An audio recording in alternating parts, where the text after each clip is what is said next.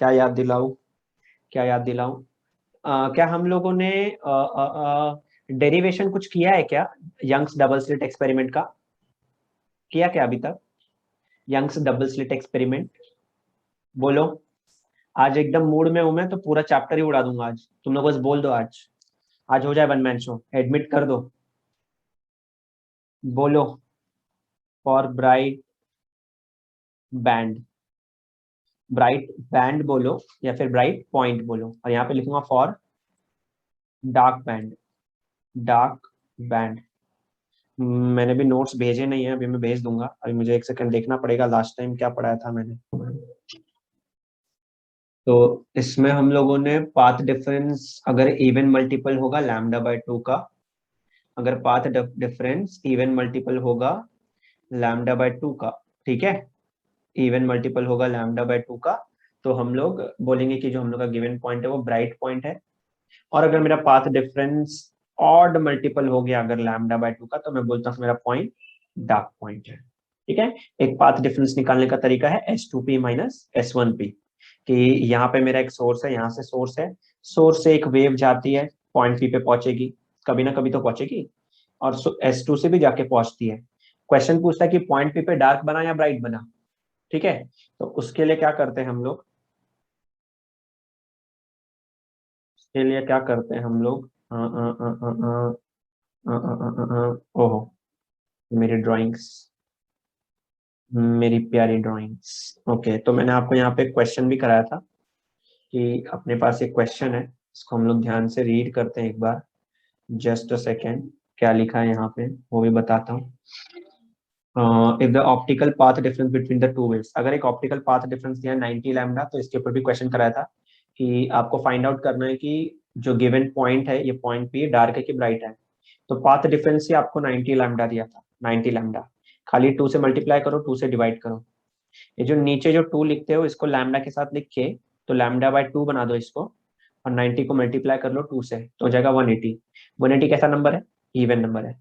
तो अगर path difference lambda by 2 का इवन मल्टीपल होगा, अगर पाथ डिफरेंस लैम्डा बाय 2 का इवन मल्टीपल होगा, तो मैं बोलूंगा कि जो मेरा पॉइंट है वो कैसा है, ब्राइट पॉइंट है। ठीक है, ये समझाया मैंने आपको। पर अगर क्वेश्चन पूछता है कि पॉइंट पी कौन सा ब्राइट है, फॉर एग्जाम्पल ये वाला 0 लेता हूं मैं, तो इसके बाद पहला ब्राइट, फिर दूसरा ब्राइट, तीसरा ब्राइट, चौथा ब्राइट, कौन से नंबर पे आता है, तो जो आपने आंसर निकाला है, क्योंकि ये ब्राइट हो गया ये, इसलिए इसको ब्राइट के जनरल फॉर्मूले के साथ इक्वेट कर दो। देखो, पाथ डिफरेंस ये निकाला आपने, और एक पाथ डिफरेंस जनरल फॉर्मूला जो डार्क नहीं ब्राइट बैंड के लिए होता है वो ये है। तो आप लैम्डा बाय टू को उड़ा दो, 2 से 180 को उड़ा दो, तो 90, मतलब 98th ब्राइट बैंड है वो। कौन सा ब्राइट बैंड है, 98th ब्राइट बैंड है वो। ठीक है ना। ये चीज कराने के बाद, अच्छा हम लोग ने डेरिवेशन भी कर लिया है, वेरी नाइस, याद ही नहीं था, चलो वेरी नाइस। तो डेरिवेशन भी मैंने आपको लास्ट टाइम कराया था, एक बार मैं बता देता हूँ इसमें क्या क्या चीजें की थी हम लोगों ने। यहाँ पे एक सोर्स ऑफ लाइट S1 है, यहाँ पे एक सोर्स ऑफ लाइट S2 है, S1 से एक लाइट अज्यूम किया मैंने। हेलो, हेलो सर, आवाज आ रही है? Yes, yes my bro. हाँ ठीक है, ठीक है, ठीक है। तो यहाँ पे क्या करना है मुझे, यहाँ पे एक सोर्स S1 है, यहाँ पे एक सोर्स S2 है, इससे एक वेव निकलती है, P पे जाती है, इससे एक वेव निकलती है, P पे जाती है। मैंने क्या किया डेरिवेशन करने के लिए, पॉइंट S1 के एकदम सामने ऐसे एक लाइन ड्रॉ कर दी, तो परपेंडिकुलर स्क्रीन पे, S2 के भी सामने एक परपेंडिकुलर ड्रॉ किया मैंने। ठीक है। अब क्योंकि परपेंडिकुलर ड्रॉ कर दिया है, तो मुझे एक ट्राइंगल दिख रहा है यहाँ पे, ये वाला ट्राइंगल, ये कलर पसंद नहीं आ रहा है तो दूसरा कलर ले लेते हैं, ये वाला ट्राइंगल, ये राइट एंगल ट्राइंगल है। इसमें आप लोग क्या करोगे, पाइथागोरस थ्योरम अप्लाई करोगे। ठीक है। तो ट्राइंगल का नाम क्या है, PMS1, कहाँ लिखा है देखो इधर, इसमें पाइथागोरस थ्योरम अप्लाई करो। अप्लाई करने के बाद आपको S1P² ऐसा कुछ मिलेगा। फिर इसके बाद बड़ा ट्राइंगल देखो, ये वाला ट्राइंगल, ये भी राइट एंगल ट्राइंगल है, इसमें भी पाइथागोरस थ्योरम अप्लाई करो, तो आपको कुछ ऐसा मिलेगा। आपको इक्वेशन 2 और इक्वेशन 1, ये दोनों को सब्ट्रैक्ट करना है। कैसे सब्ट्रैक्ट करना है, ताकि S2P माइनस S1P मिले। क्यों सर, क्योंकि मुझे मालूम है S2P माइनस S1P आपका पाथ डिफरेंस है। तो S2p² माइनस S1p² करोगे, d² घर जाएगा। अब ये टर्म और ये टर्म बचा है, इसको ओपन करो। ओपन करने के बाद y² और y² घर जाएंगे, d²/4, d²/4 d²/4 घर जाएंगे, yd और yd ये दोनों ऐड होके 2yd, और यहाँ पे बचा है S2p² माइनस S1p²। क्योंकि ये a² माइनस b² है, इसलिए a plus B a minus B लिख दिया, a plus B a minus B.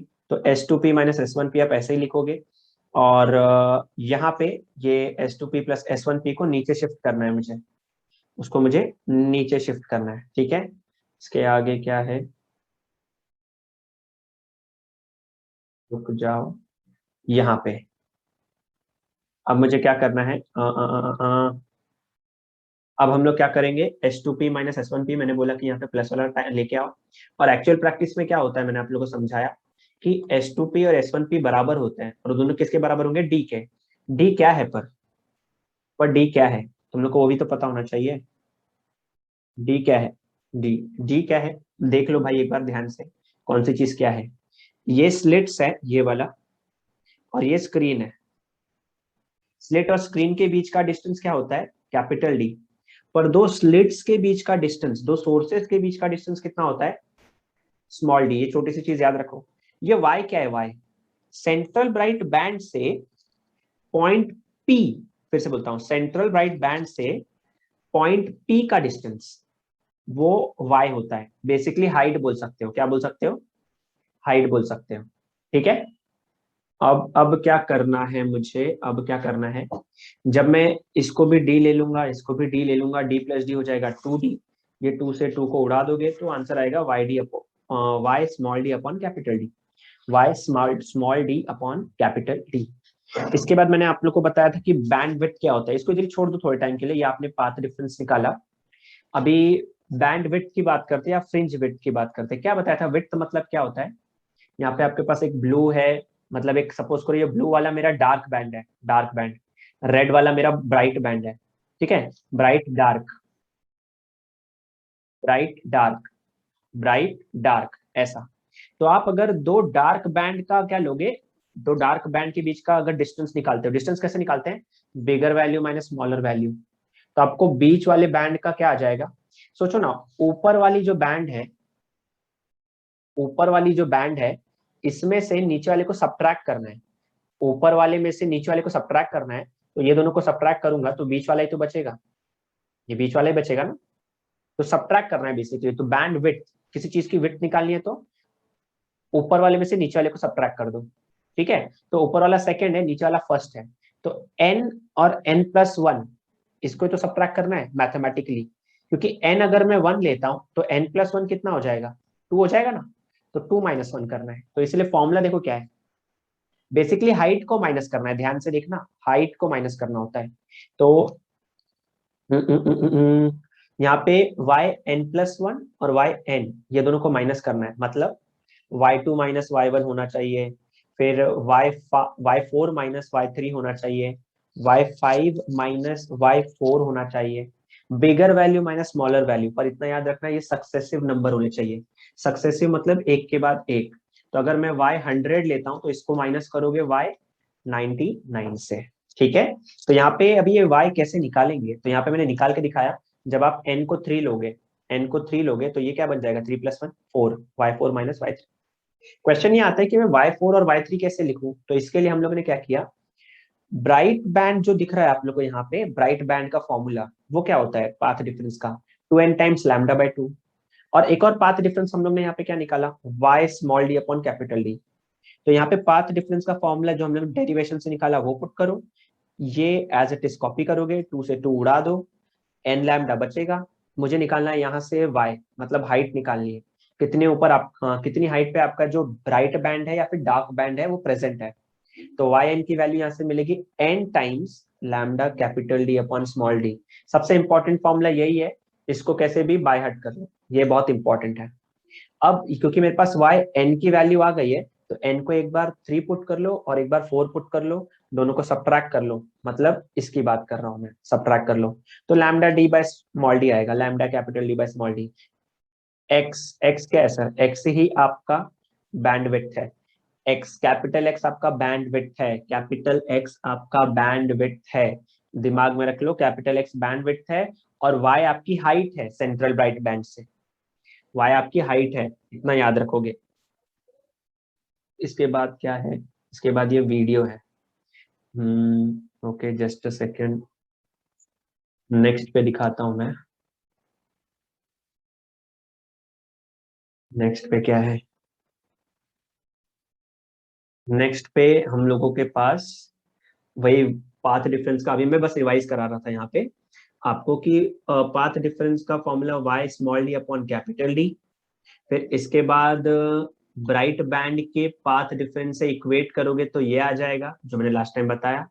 जो एक्स आ रहा है बैंड विड्थ आ रही है वो ब्राइट बैंड के लिए आई थी, इसलिए वाई बी लिखा मैंने यहाँ पे, और आंसर क्या आया है, lambda capital D upon small D. इसको बाय हार्ट कर लो। एंट्रेंस एग्जाम जितने भी होते हैं ना, ये चैप्टर एंट्रेंस के लिए बहुत ज्यादा इंपॉर्टेंट है, तो कृपया करके इस फॉर्मूले को तो पहले दिमाग में रख ले। कोई भी एंट्रेंस देना है तुम लोगों को, और कुछ भी हेल्प चाहिए बिंदास तुम लोग पूछ सकते हो मुझसे, पर उसके लिए तुम लोग को सामने से खुद पढ़ना भी पड़ेगा, इसलिए ये फॉर्मूले खाली याद रखो, बाकी आगे के अगर कोई क्वेश्चंस होंगे तो हम लोग तो कर ही लेंगे। तो इसको पहले अच्छे से याद कर लो, ये भी याद करना है, ये भी याद करना है, दोनों याद करना है, ये दोनों याद कर लो, अपना काम हो जाएगा। और एक पाथ डिफरेंस का फॉर्मूला याद करना है, ये और ये तीन फॉर्मूले याद कर लो, बस हो गया, इससे ज्यादा हम लोग को कुछ भी नहीं चाहिए। अब डार्क बैंड की बात करते हैं, डार्क बैंड की बात करते हैं। डार्क बैंड का जनरल फॉर्मूला क्या है, देखो दिखा, path difference is equal to 2n-1 lambda by 2, मतलब लैम्डा बाय 2 का कोएफिशिएंट ऑड है, तो मेरा जो बैंड होगा वो डार्क बैंड होगा, ठीक है। पाथ डिफरेंस का मैंने अभी ये फॉर्मूला यहाँ पुट किया, पाथ डिफरेंस, और इस चीज को कॉपी किया, बस यहाँ से फिर से मुझे y की वैल्यू निकालनी है, तो d को शिफ्ट करो और ये स्मॉल d को शिफ्ट करो, तो आपको ये फॉर्मूला मिलेगा। अब एक बार n को 3 पुट कर दो, तो और एक बार n को कितना पुट कर दो 4, तो y3 और y4 आ जाएगा। फिर से आप x का फॉर्मूला अप्लाई करो, yn+1 माइनस n-1, तो y4 माइनस y3 करो, इसको सब्ट्रैक्ट करोगे तो फिर से आपको lambda D upon small d आएगा, lambda capital D upon small d आएगा, lambda capital D upon small d आएगा।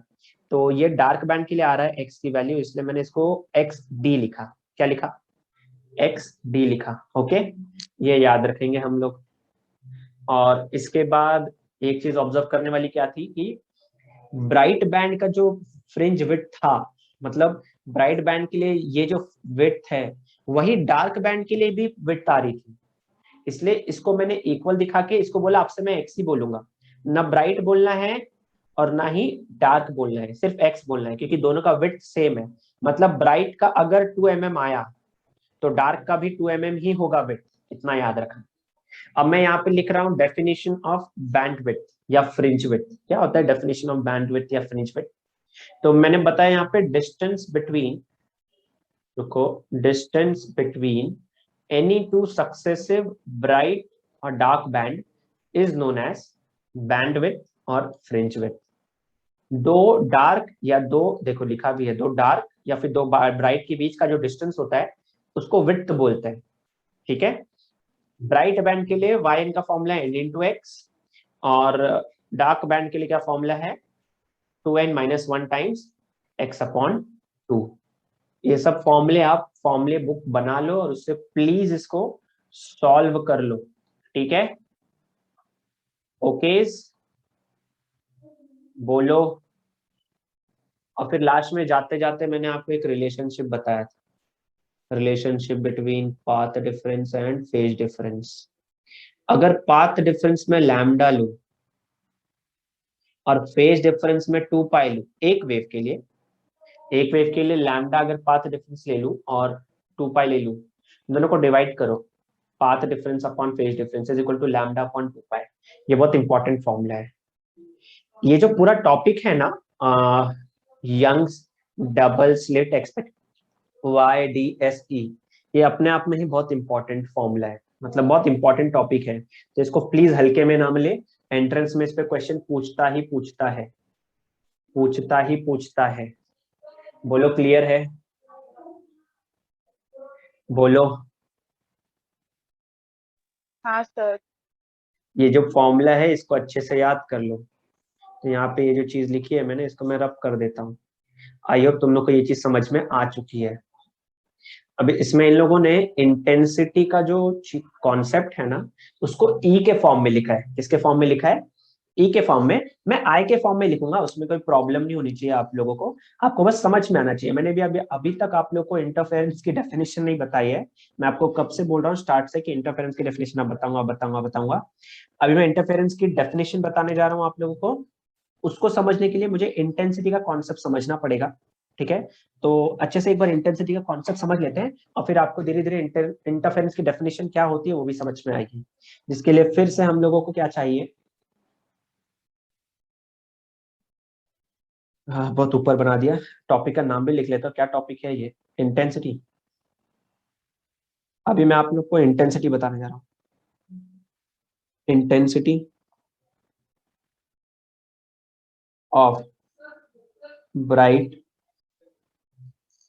And dark bands. Intensity of bright and dark band. तो यहाँ पे फिर से मैंने एक दो सोर्स लिया, S1 S2। ठीक है, स्लिट भी लेना है भाई इधर, ऐसे ही कुछ भी ना कर देना। स्लिट ले लेते हैं, ये स्लिट है।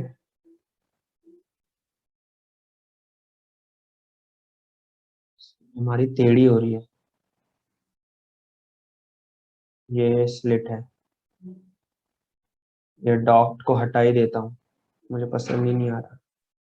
ये S1 S2 है, और S1 S2 यहाँ पे एक सोर्स है, मेन सोर्स। और ये मेन सोर्स अपने आप में से कौन से वेव फ्रंट एमिट करता है? स्पेरिकल वेव फ्रंट एमिट करता है ना?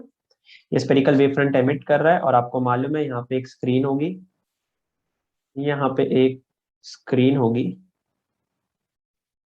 ठीक है, और स्क्रीन पे एक पॉइंट भी होगा ना, पी। तो ये भी मालूम है। और एक लाइन ऐसे जाएगी, एक लाइन ऐसे जाएगी, और दो वेव भी बना दो इसके ऊपर। वेव भी ऐसे ट्रैवल करेगी। एक्चुअली वेव ही जाती है, पर स्ट्रेट लाइन इसीलिए बनाया कि स्ट्रेट लाइन में जाते हुए दिखती है ना? आपको मालूम है कि पाथ डिफरेंस कितना होता है? अभी हम लोग ने देखा था पाथ डिफरेंस कितना लिखना है मुझे। S2P minus S1P, S2P minus S1P, ये भी लिख दिया मैंने।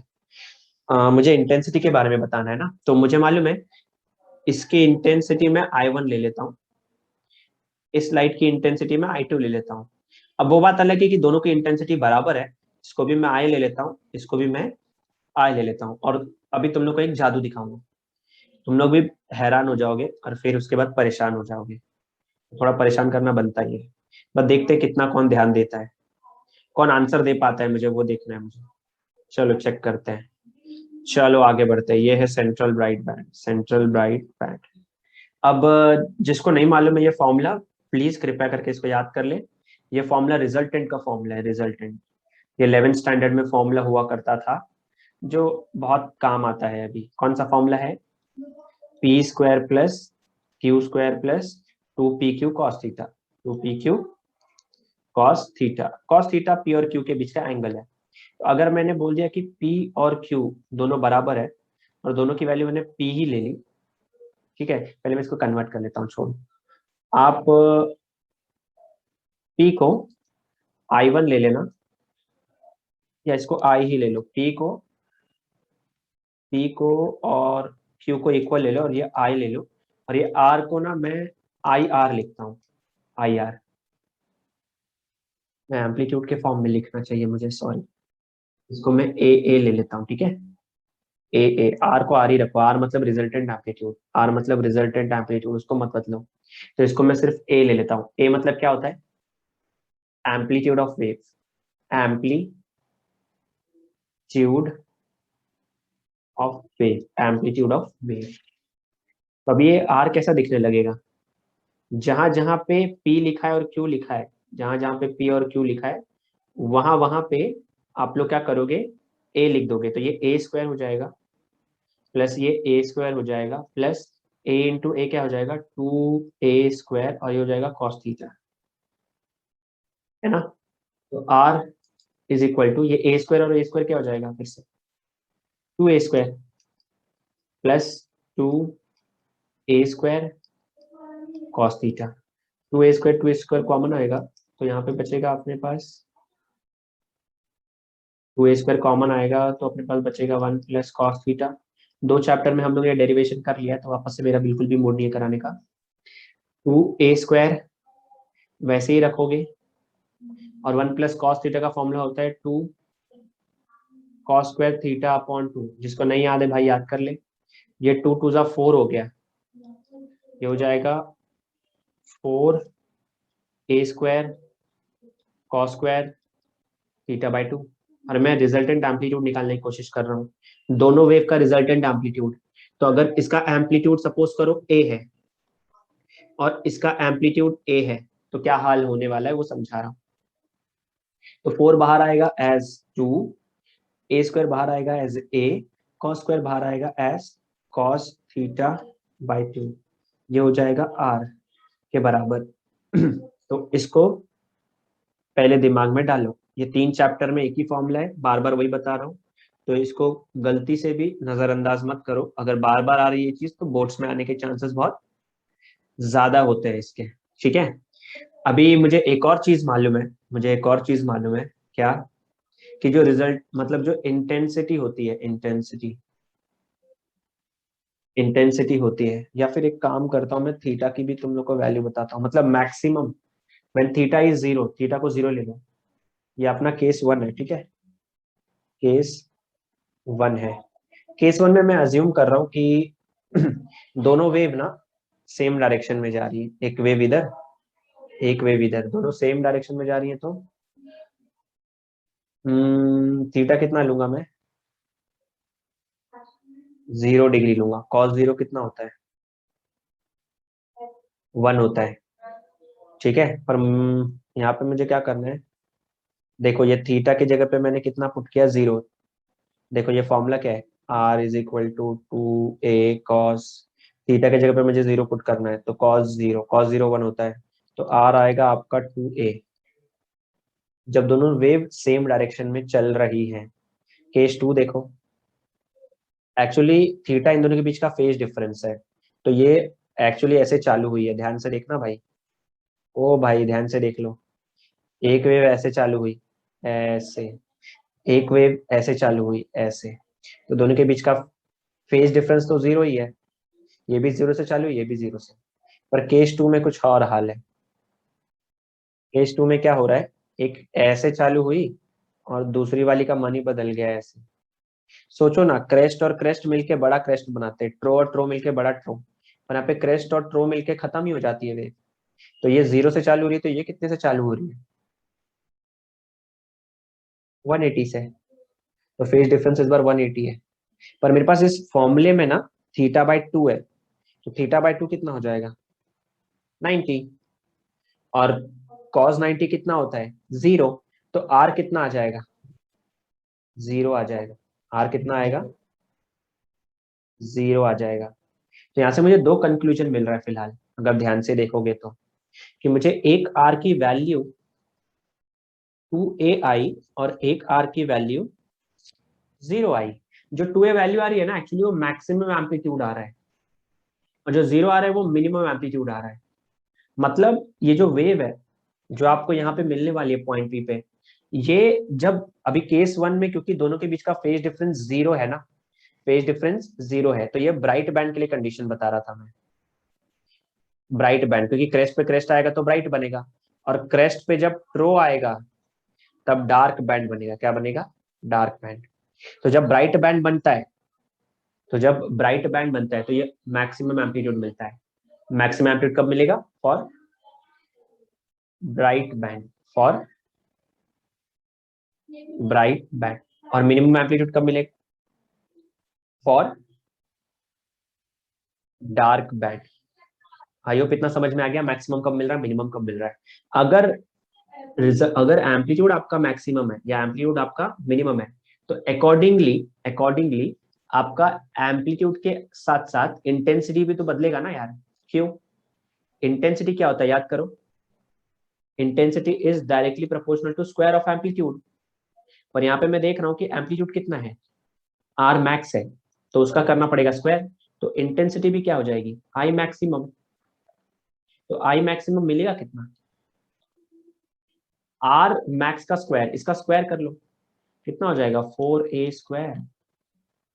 आई मैक्स मिला 4a स्क्वायर, ये कितना मिलेगा, मैंने बोला इंटेंसिटी प्रोपोर्शनल होता है स्क्वायर ऑफ एम्पलीट्यूड के।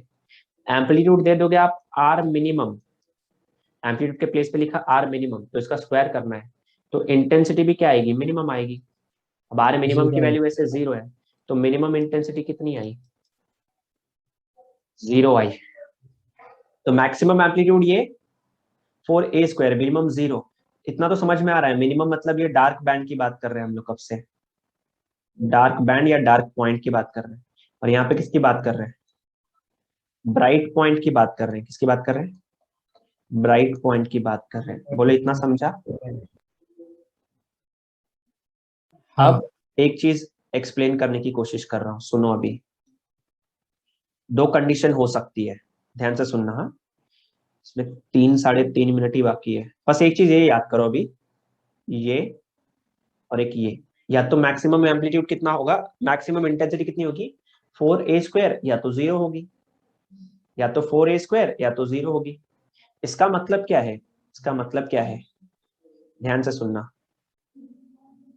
इसका मतलब क्या है, ध्यान से सुनना। हाँ, बहुत इंटरेस्टिंग है ये दो सोर्स लिया मैंने, S1 S2, यहाँ पे भी दो सोर्स लिया मैंने, S1 S2। यहाँ पे एक पॉइंट P है, यहाँ पे एक पॉइंट P है। यहाँ से एक वेव जाती है, यहाँ से एक वेव जा रही है, यहाँ से एक वेव जा रही है, और यहाँ से एक वेव जा रही है। दोनों पॉइंट P ही है, पॉइंट P। देखो यहाँ से इंटेंसिटी मैंने बताया आपको आई जा रहा है, यहाँ से भी इंटेंसिटी आई जा रहा है, यहाँ से इंटेंसिटी आई जा रहा है, और यहाँ से भी इंटेंसिटी आई जा रहा है। तो अगर मैंने बोला पॉइंट P मेरा ब्राइट पॉइंट है, तो यहाँ पे इंटेंसिटी जो रिजल्टेंट मिल रही है मैक्सिमम, वो कितनी मिल रही है, या फिर जो एम्पलीट्यूड है, एम्पलीट्यूड है वो कितना मिल रहा है। मतलब इंटेंसिटी के लिए एम्पलीट्यूड ए आएगा ना, इंटेंसिटी कितना आएगा, ए आएगा, बराबर ना। ये जो 4a स्क्वायर लिखा है मैंने, 4a स्क्वायर, ए स्क्वायर किसके प्रोपोर्शनेट है, आई के ना। यहाँ पे आई मैक्स क्या हो जाएगा, प्रोपोर्शनेट, आई मैक्स किसके प्रोपोर्शनेट हो जाएगा, 4i के। और ये तो आई मिनिमम 0 ही है, आई मिनिमम 0 ही है अभी। मतलब आई और आई देते हो, ब्राइट पॉइंट के लिए यहाँ पे कितना मिलता है, 4i मिलता है। कितना मिलता है, 4i। थोड़ा ध्यान देना, आपने इंटेंसिटी आई और आई भेजी, तो यहाँ पे आपको रिजल्टेंट मिल रहा है या तो 4i, और यहाँ पे आई और आई भेज रहे हो तो यहाँ पे 0 मिल जा रहा है, 0i। नॉर्मल मैथमेटिक्स का रूल क्या बोलता है कि आई और आई होना कितना चाहिए, 2i। आई और आई दोनों कंबाइन हो रहे तो आई और आई 2i होना चाहिए, यहाँ पे भी आई और आई 2i होने चाहिए, है ना। पर ये 4i हो रहा है, मतलब ये इंक्रीज हो रहा है। इंक्रीज हो रहा है मतलब यहाँ पे एक्स्ट्रा बन रहा है, एक्स्ट्रा मतलब यहाँ पे कुछ बन रहा है, कंस्ट्रक्ट हो रहा है। और यहाँ पे 2i चाहिए मुझे, पर ये 0 हो जा रहा है। दोनों को कंबाइन होकर 2i होना चाहिए, पर ये 0 हो जा रहा है, यहाँ पे डिस्ट्रक्ट हो जा रहा है, डिस्ट्रक्ट खत्म हो जा रहा है यार, डिस्ट्रॉय हो जा रहा है। कुछ पकड़ पा रहे हो मेरी बात को, बोलो। यहीं से इंटरफेरेंस की डेफिनेशन आएगी। तुम लोग को येलो लाइट दिख रही है ना, येलो वाला पार्ट, तुम लोग को येलो फ्लैट दिख रहा है, उसको मैं ब्राइट पॉइंट बोल रहा हूँ। और जो ब्लैक दिख रहा है मैं उसको डार्क पॉइंट बोल रहा हूँ। ऑब्वियसली ये सेंट्रल ब्राइट पॉइंट है, सेंट्रल ब्राइट, फिर डार्क, फिर ब्राइट, फिर डार्क, सॉरी डार्क लिखना है, डार्क, और फिर ब्राइट। मैं आप लोग को क्या एक्सप्लेन करने की कोशिश कर रहा हूं, आप इंटेंसिटी आई भेजते हो, आई भेजते हो, तो वो एक्चुअली यहाँ पे आके 2i होना चाहिए, नॉर्मली मैथमेटिकली होना चाहिए 2i, पर ये 2i ना होके कितना हो जा रहा है, 4i। सिमिलरली ये i और i मिलके यहाँ पे 2i होना चाहिए, पर ये यहाँ पे भी 2i नहीं हो रहा है, यहाँ पे हो जा रहा है ये 0i। तो होना 2 चाहिए, हो 4 रहा है। यहाँ पे लाइट है, light is a form of energy, light is a form of energy, energy भेज रहे हो 2, एनर्जी क्या भेज रहे हो 2 भेज रहे हो आप लोग, एनर्जी भेजते हो 2, मिलता 4 है। यहाँ पे एनर्जी भेजते हो 2, यहाँ पे मिलता 0 है। Law of conservation of energy क्या होता है? Law of conservation of energy क्या होता है? It can neither be created nor be destroyed. It can neither be created nor be destroyed. इसका मतलब क्या है? अगर आपने 2i भेजा तो 2i ही मिलना चाहिए मुझे। क्या मिलना चाहिए? 2i भेजा तो 2i मिलना चाहिए, पर मुझे तो 4i मिल रहा है। मतलब आपने एक्स्ट्रा एनर्जी क्रिएट कर दी। आपने एक्स्ट्रा एनर्जी को क्रिएट कर दिया। यहां पे आपने भेजा i और i, तो ये 2i हो गया। पर 2i ना मिलके मुझे तो 0i मिल रहा है। मतलब यहां पे एनर्जी डिस्ट्रॉय हो गई। Law of conservation of energy क्या बोलता है? It can neither be created nor be destroyed. आप एनर्जी को ना बना सकते हो या फिर उसको खत्म भी नहीं कर सकते। ना बना सकते हो ना खत्म कर सकते हो, पर यहाँ पे एनर्जी बन भी रही है एक्स्ट्रा और खत्म भी हो जा रही है। मतलब law of conservation of energy को हम लोग ने यहाँ पे रॉन्ग प्रूफ कर दिया। बोलो बोलो, सही बोल रहा हूं मैं? अभी मैं अपना पेटेंट कराऊंगा, एक पेपर जिसमें मैं प्रूफ करके मैंने दिखा दिया तुम लोग के सामने कि law of conservation of energy actually, और वो यूनिवर्सल लॉ है। यूनिवर्सल मतलब पूरे यूनिवर्स में ये चीज क्या है? एप्लीकेबल है। कहीं भी यूनिवर्स में जाओ ये चीज होनी ही होनी है। मतलब एनर्जी को आप बना नहीं सकते, खराब नहीं कर सकते, खत्म नहीं कर सकते। पर मैंने आप लोग को अभी प्रूफ करके दिखा दिया, यहाँ पे एनर्जी खत्म भी हो रही है और यहाँ पे एनर्जी एक्स्ट्रा बन भी रही है। तो law of conservation of energy यहाँ पे वायलेट हो रहा है। बराबर बोल रहा हूं मैं? यस और नो? मेरी बातों को पकड़ पा रहे हो तुम लोग? हाँ सर। यहाँ पे एनर्जी बर्बाद भी हो गई और एनर्जी बन भी गई। मतलब law of conservation of energy यहाँ पे गलत हो गया। यस और नो? बोलो कि इसमें कुछ झोल है, कुछ घपला लग रहा है तुम लोगों को। बोलो। आपने मतलब बीच में कुछ भी हो सकता है ना, आप इधर से सेंड किया तो कुछ भी मिक्स होके इधर पे बढ़ जाता। अच्छा मिक्सअप ओके, अच्छा ओके ओके ठीक है। और अभी देखो हो क्या रहा है एक्चुअली, और वो भी समझाता हूँ सिर्फ मैं। मतलब एकदम। तो एक्चुअली ऐसे ही कुछ हो रहा है, सही बोल रहा है लड़का। सुपर पोजिशन मतलब क्या? कंबाइन हो रहा है ना, कंबाइन होकर कभी खत्म हो जाएगा कभी बन जाएगा। समझने की कोशिश करना भी हो क्या रहा है, समझो अभी ध्यान से। देखो ये येलो लाइट है, येलो लाइट, येलो मतलब ये ब्राइट बैंड है, ठीक है। इसके पास होना चाहिए 2i, इसके साथ भी होना चाहिए 2i, इसके पास भी होना चाहिए 2i और इसके पास भी होना चाहिए 2i। सबके पास 2i ही होना चाहिए, क्योंकि आपने i और i भेजा तो 2i ही मिलना चाहिए सबको कंबाइन होने के बाद, या फिर मतलब कंस्ट्रक्टिवली कंबाइन हो जाए या डिस्ट्रक्टिवली हो जाए। पर अभी यहाँ पे नेचर क्या करता है मालूम है? ये डार्क बैंड बनाने के लिए, ये जो डार्क बैंड दिख रहा है, नेचर क्या करेगा? ये जो 2i है ना, 2i मतलब ये जो ब्राइट बैंड है, ये जो बाजू वाला 2i है ना, इसका एनर्जी खींच लेता है, इसका एनर्जी खींच लेगा यहां से। अगर ये अपने ऊपर वाले की एनर्जी खींच लेता है तो ये 2i अपने आप को क्या बना लेगा? 4i बना लेगा और फिर यहाँ पे इंटेंसिटी 0 कर देगा। नेचर ऐसा कुछ गड़बड़ कर रहा है। और ये वापस ऐसा से क्यों? बताता हूं मैं, बताता हूं, क्योंकि लाइट यहाँ पे ब्राइट बैंड के लिए कंस्ट्रक्टिव इंटरफेरेंस या कंस्ट्रक्टिव सुपरपोजिशन शो करती है, कंस्ट्रक्टिव सुपरपोजिशन। और डार्क बैंड के लिए डिस्ट्रक्टिव सुपरपोजिशन शो करती है। डिस्ट्रक्टिव मतलब यहाँ लाइट यहाँ से डिस्ट्रॉय हो गई, पर लाइट तो डिस्ट्रॉय नहीं कर सकता law of conservation of energy के हिसाब से। तो एक्चुअली डिस्ट्रॉय नहीं हो रही है, एक्चुअली एनर्जी रीडिस्ट्रीब्यूट हो रही है। तो यहां से 2i क्या होता है, ये वाला जो ब्राइट बैंड होता है खींच लेता है, खुद को 4i बना लेता है और यहाँ पे 0 कर देता है। सिमिलरली इसके साथ भी यही हाल है, ये 2i इसका खींच लेगा, खुद को कितना बना लेगा? खुद को कितना बना लेगा? 4i बना लेगा और ये 0 हो जाएगा। और ये प्रोसेस आगे आगे आगे चलता जाता है, ठीक है। इसका मतलब यहाँ पे कुछ चीज खत्म नहीं हो रही है और कुछ बन नहीं रही है, बस एनर्जी का रीडिस्ट्रीब्यूशन हो रहा है, एनर्जी का रीडिस्ट्रीब्यूशन हो रहा है। इस एनर्जी के रीडिस्ट्रीब्यूशन को, इस एनर्जी के रीडिस्ट्रीब्यूशन को जो कि सुपरपोजिशन ऑफ लाइट की हेल्प से हो रहा है, इसको मैं इंटरफेरेंस ऑफ लाइट बोलता हूं। तो ये हमारी डेफिनेशन बनाएगा इंटरफेरेंस ऑफ लाइट की। तो डेफिनेशन क्या है इंटरफेरेंस ऑफ लाइट की? The redistribution of the redistribution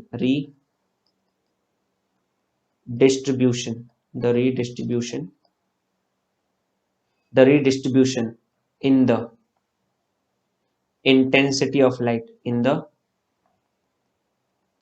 intensity of light, the redistribution of, redistribution in the intensity of light due to superposition of two waves, superposition of two waves, due to superposition of two waves, is known as interference of light, is known as interference of light, interference of light. बोलो definition सबको समझ में आई है? बोलो भाइयों, बोलो सबको definition समझ में आई? एनर्जी का यहाँ पे रीडिस्ट्रीब्यूशन होता है और वो सुपरपोजिशन की वजह से क्या होगा, एक कंस्ट्रक्टिव सुपरपोजिशन होगा, डिस्ट्रक्टिव होगा। डिस्ट्रक्टिव मतलब वहां से एनर्जी क्या हो जाती है, खींच लेता है ब्राइट बैंड, तो वहां पे डार्क बना देता है। ठीक है, अब मैं चाहता हूं कि तुम लोग इसका एक प्रैक्टिकल भी देखो। प्रैक्टिकल देखना है क्या तुम लोगों को? इच्छा है मन में प्रैक्टिकल देखने की? देखना है? पता नहीं तुम लोग ने कितना सर्च किया इसके ऊपर। मैंने सर्च किया और मुझे मिला, तो चाहते हो तो दिखा देता हूं। आएगा, आवाज भी आएगा, ठीक है? मैं शांति से सुनूंगा, तुम लोग भी सुनना। Just a second.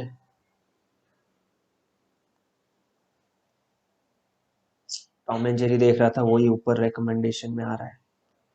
लोग पक्का बोलेंगे भाई पागल हो गए। ये अलग पांडे बहुत फेमस है, बहुत।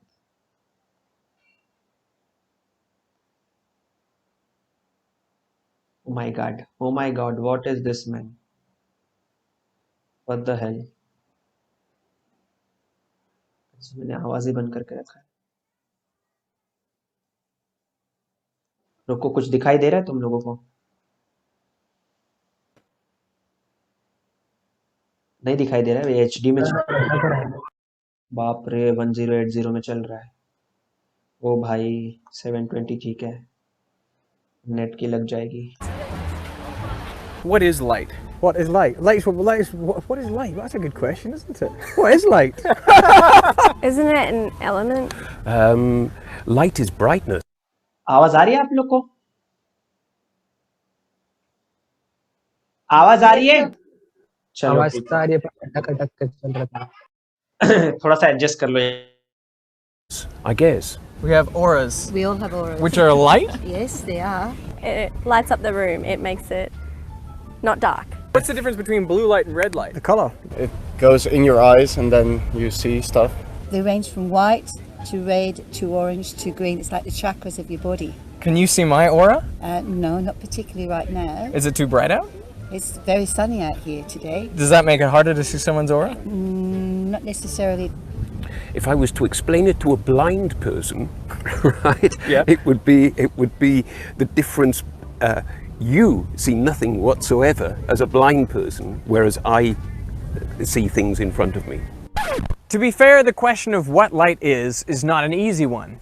For centuries, the greatest minds in science debated this issue. In the late 1600s, Newton proposed that light was a stream of particles, or corpuscles. He proposed this in his treatise Optics. But at the same time, a Dutch physicist named Huygens proposed that light was a wave. And this debate raged on until it was settled by the experiment I've recreated today, Thomas Young's double-slit experiment. To make sure I got the experiment right, I went to the original source. With the help of Brady Heron, I managed to get into the vault underneath the Royal Society in London.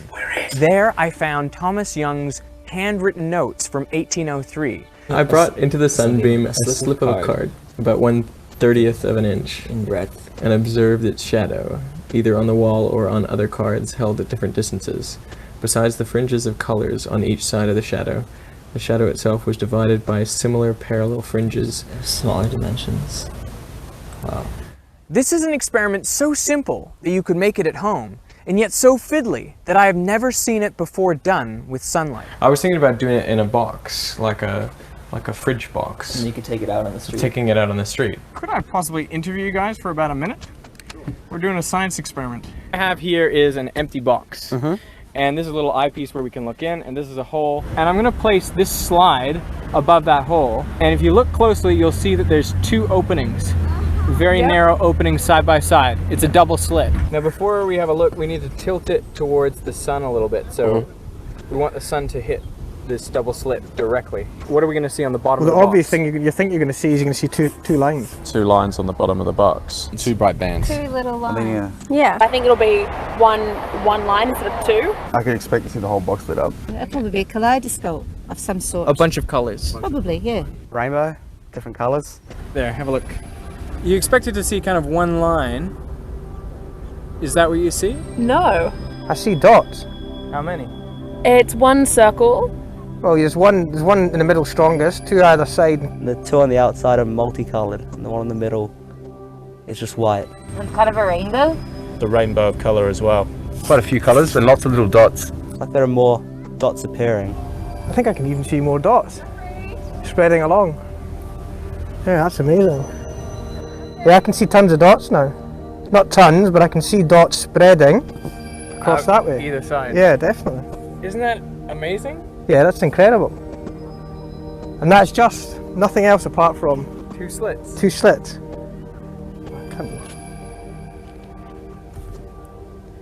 That's incredible.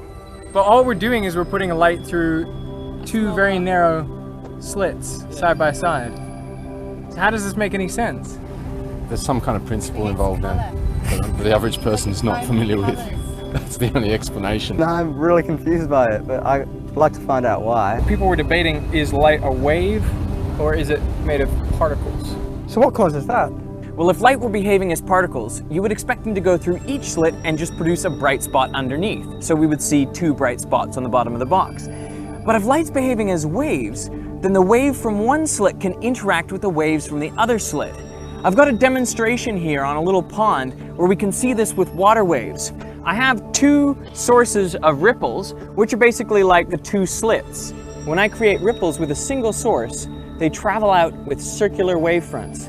Nothing particularly surprising there.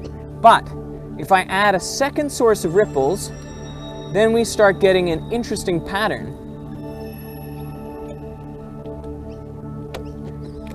This pattern is created by the ripples from the 2 sources interacting with each other. Where they meet up peaks with peaks and troughs with troughs, the amplitude of the wave is increased. That's what we call constructive interference. But if the peak from one wave meets up with the trough from the other, then we get destructive interference and there's basically no wave there. And this is exactly what was happening with the light. When the light from one slit met up peaks with peaks and troughs with troughs, they constructively interfered and produced a bright spot. But if the trough from the wave from one slit met up with the peak of the wave from the other slit, they would destructively interfere and you wouldn't see any light there. It's light canceling itself out. This is basically the same as like having 2 drops of water fall in a swimming pool. That's right. Get exactly the same and then pattern. They go and overlap. As this ripple overlaps with those ripples, Yeah. down the bottom, you get a series of, you get like a bright spot, and then a dark spot, and then a bright spot, then a dark spot, then a bright spot. Now there's a slight complication, which is that sunlight is composed of many different colors, and they have different wavelengths. So obviously they're gonna meet up at slightly different points. And that's what caused the rainbowing effects as we go further from the central maximum. You saw the ones to the right were slightly colored. Yeah, that's it's because burgundy. the reds are gonna meet up at different places than the blues. And that's all that makes the colour differences, is different wavelengths. Exactly. That's amazing. So the difference between So, red so and blue, that red bin over there and the green part is just, I'm seeing It's a that and it's different- just different different length. wavelengths. And that's how we bring in all these beautiful colours all around us. Exactly. That's amazing. I'm amazed. Oh, good on you, thanks, Ben. Hey, thank you. I have been enlightened, literally.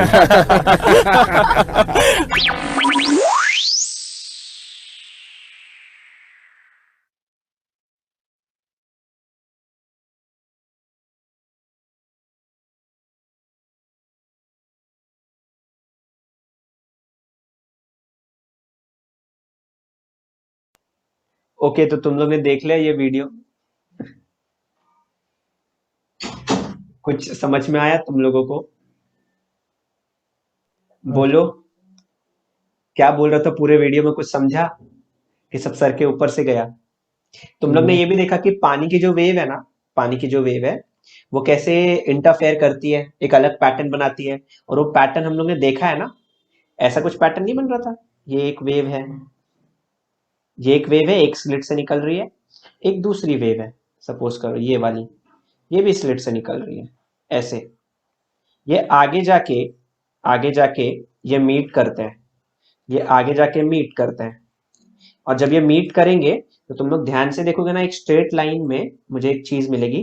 तो ये centre पे तुम लोग को central bright band मिलेगा, फिर dark band मिलेगा, फिर ब्राइट बैंड मिलेगा, फिर डार्क बैंड मिलेगा। सिमिलर नीचे भी dark band, bright band and so on.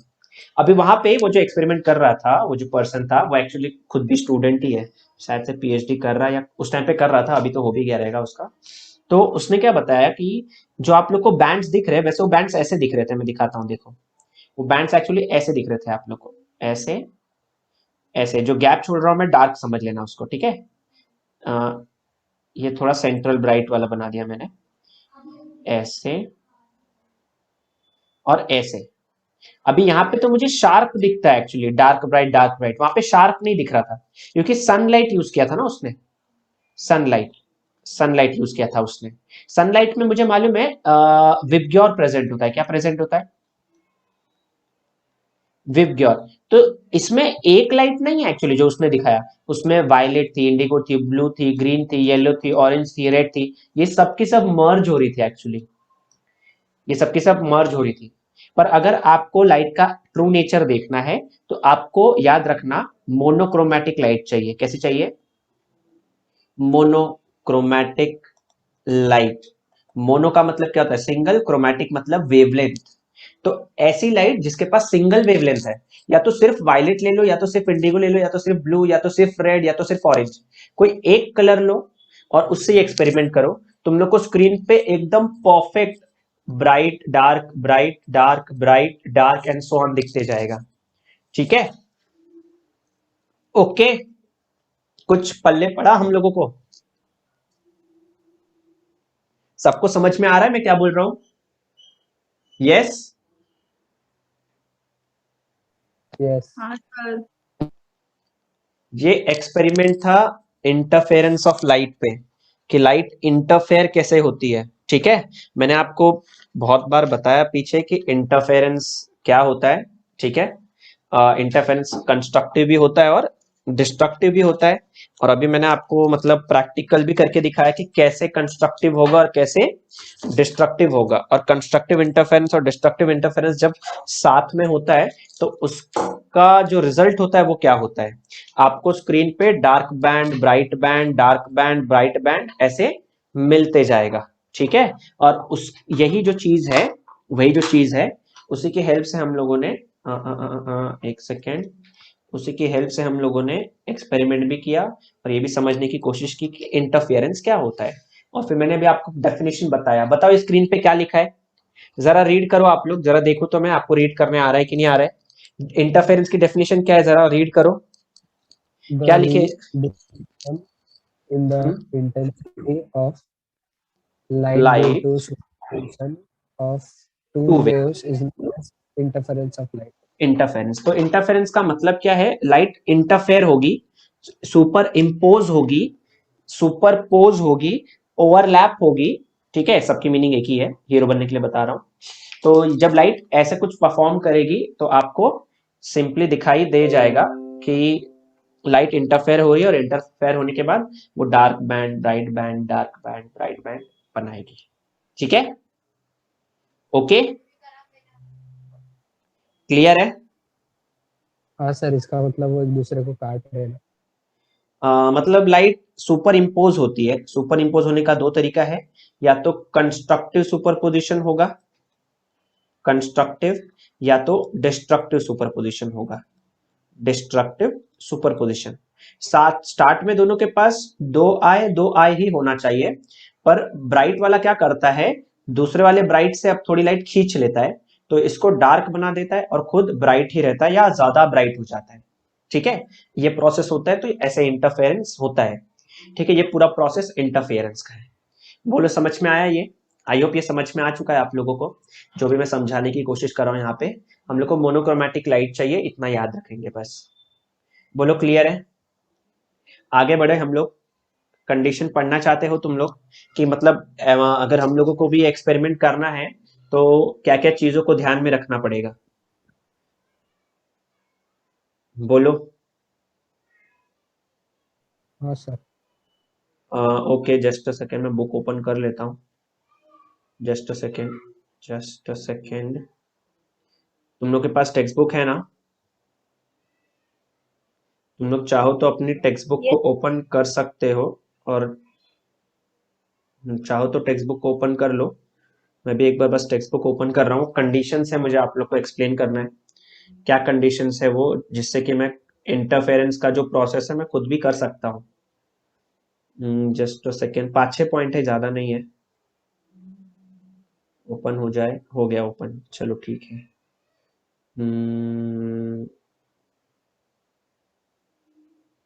Okay done.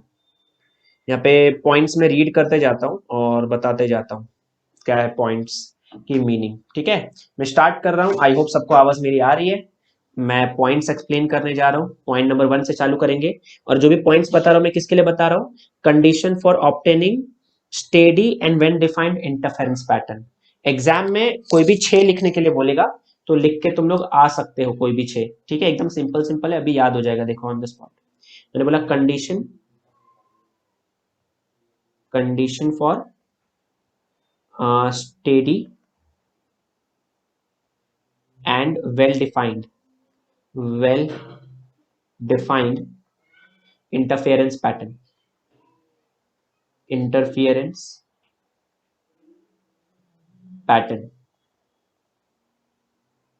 तो कंडीशन देख रहे हैं हम लोग, चलो देखते हैं कंडीशन। कंडीशन नंबर 1 है the two sources of light should be coherent। मैंने बोला the two sources of light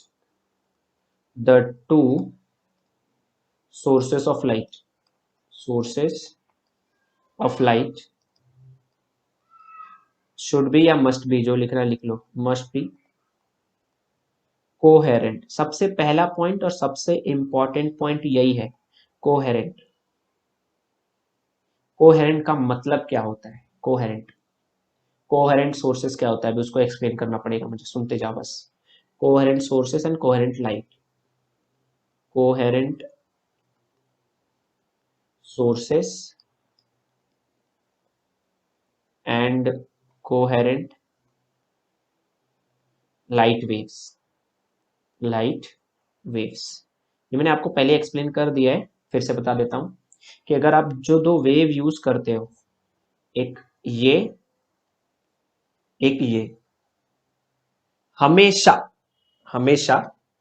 दोनों वेव का वेवलेंथ सेम होना चाहिए, दोनों वेव की फ्रीक्वेंसी सेम होने चाहिए, और दोनों के बीच में एक कांस्टेंट फेज डिफरेंस होना चाहिए, ठीक है। वेवलेंथ सेम होना चाहिए मतलब अगर ये यहां से लेके यहां तक एक वेव का डिस्टेंस, यहां से लेके यहां तक वेव का डिस्टेंस, दोनों बराबर होना चाहिए, ठीक है। दोनों क्या होना चाहिए? मैं कोहेरेंट की ही मीनिंग बता रहा हूं, हाँ ध्यान से सुनना, ये मीनिंग मैं बता रहा हूं जो कोहेरेंट ही बता रहा हूं।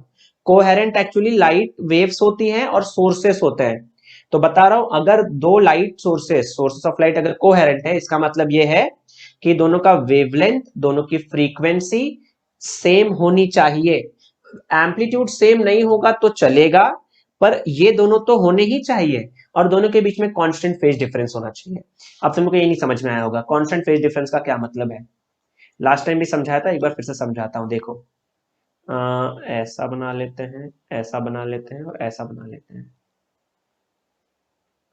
एक सेकेंड, ऐसा और ऐसा,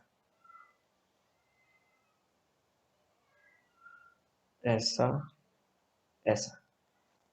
अब इसके बाद यहां पे एंगल कितना है बताओ, जल्दी जल्दी बताओगे। ये एंगल कितना है दोनों का?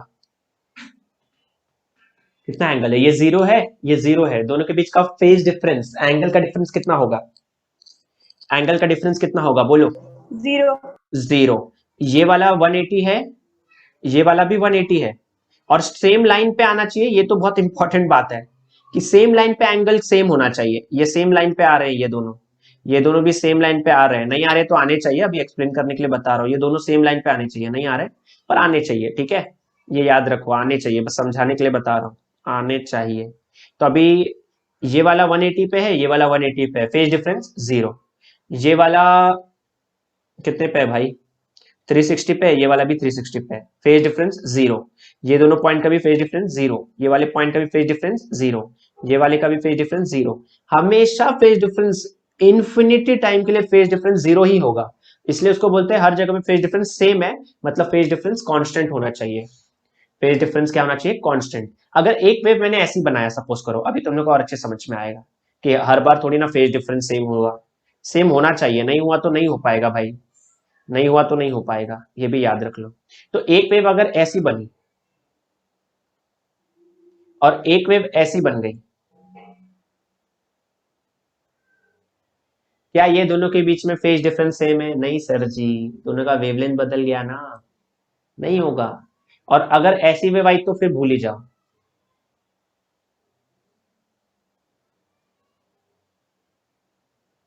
इसमें भी नहीं होगा। इसमें क्यों नहीं होगा, ये तो भाई वेव दिख ही रहा है तुम लोग को, यहाँ पे ना वेवलेंथ सेम है ना फ्रीक्वेंसी सेम है, फेज डिफरेंस तो भूल ही जाओ, मतलब फेज डिफरेंस तो सेम होगा ही नहीं। तो यहाँ पे यही कंडीशन सेटिस्फाई होनी चाहिए, और ये कंडीशन सेटिस्फाई होने के वेवलेंथ सेम होना चाहिए, फ्रीक्वेंसी। और जब ये लोग फ्रीक्वेंसी की बात करते हैं ना, याद रखना frequency is the property of colour of light. फिर से बता रहा हूं, frequency is the property of colour of light. मतलब सर, जो नेचर में आपको अलग अलग कलर दिखते हैं, हाइगन ने क्या बोला था कि अलग अलग वेवलेंथ की वजह से दिखते हैं, अलग अलग वेवलेंथ की वजह से दिखते हैं, पर एक्चुअली वो अलग अलग वेवलेंथ नहीं, अलग अलग फ्रीक्वेंसी की वजह से दिखते हैं, याद रखना। तो इधर मैं लिख देता हूं, frequency is the property of different colours, या फ्रीक्वेंसी इज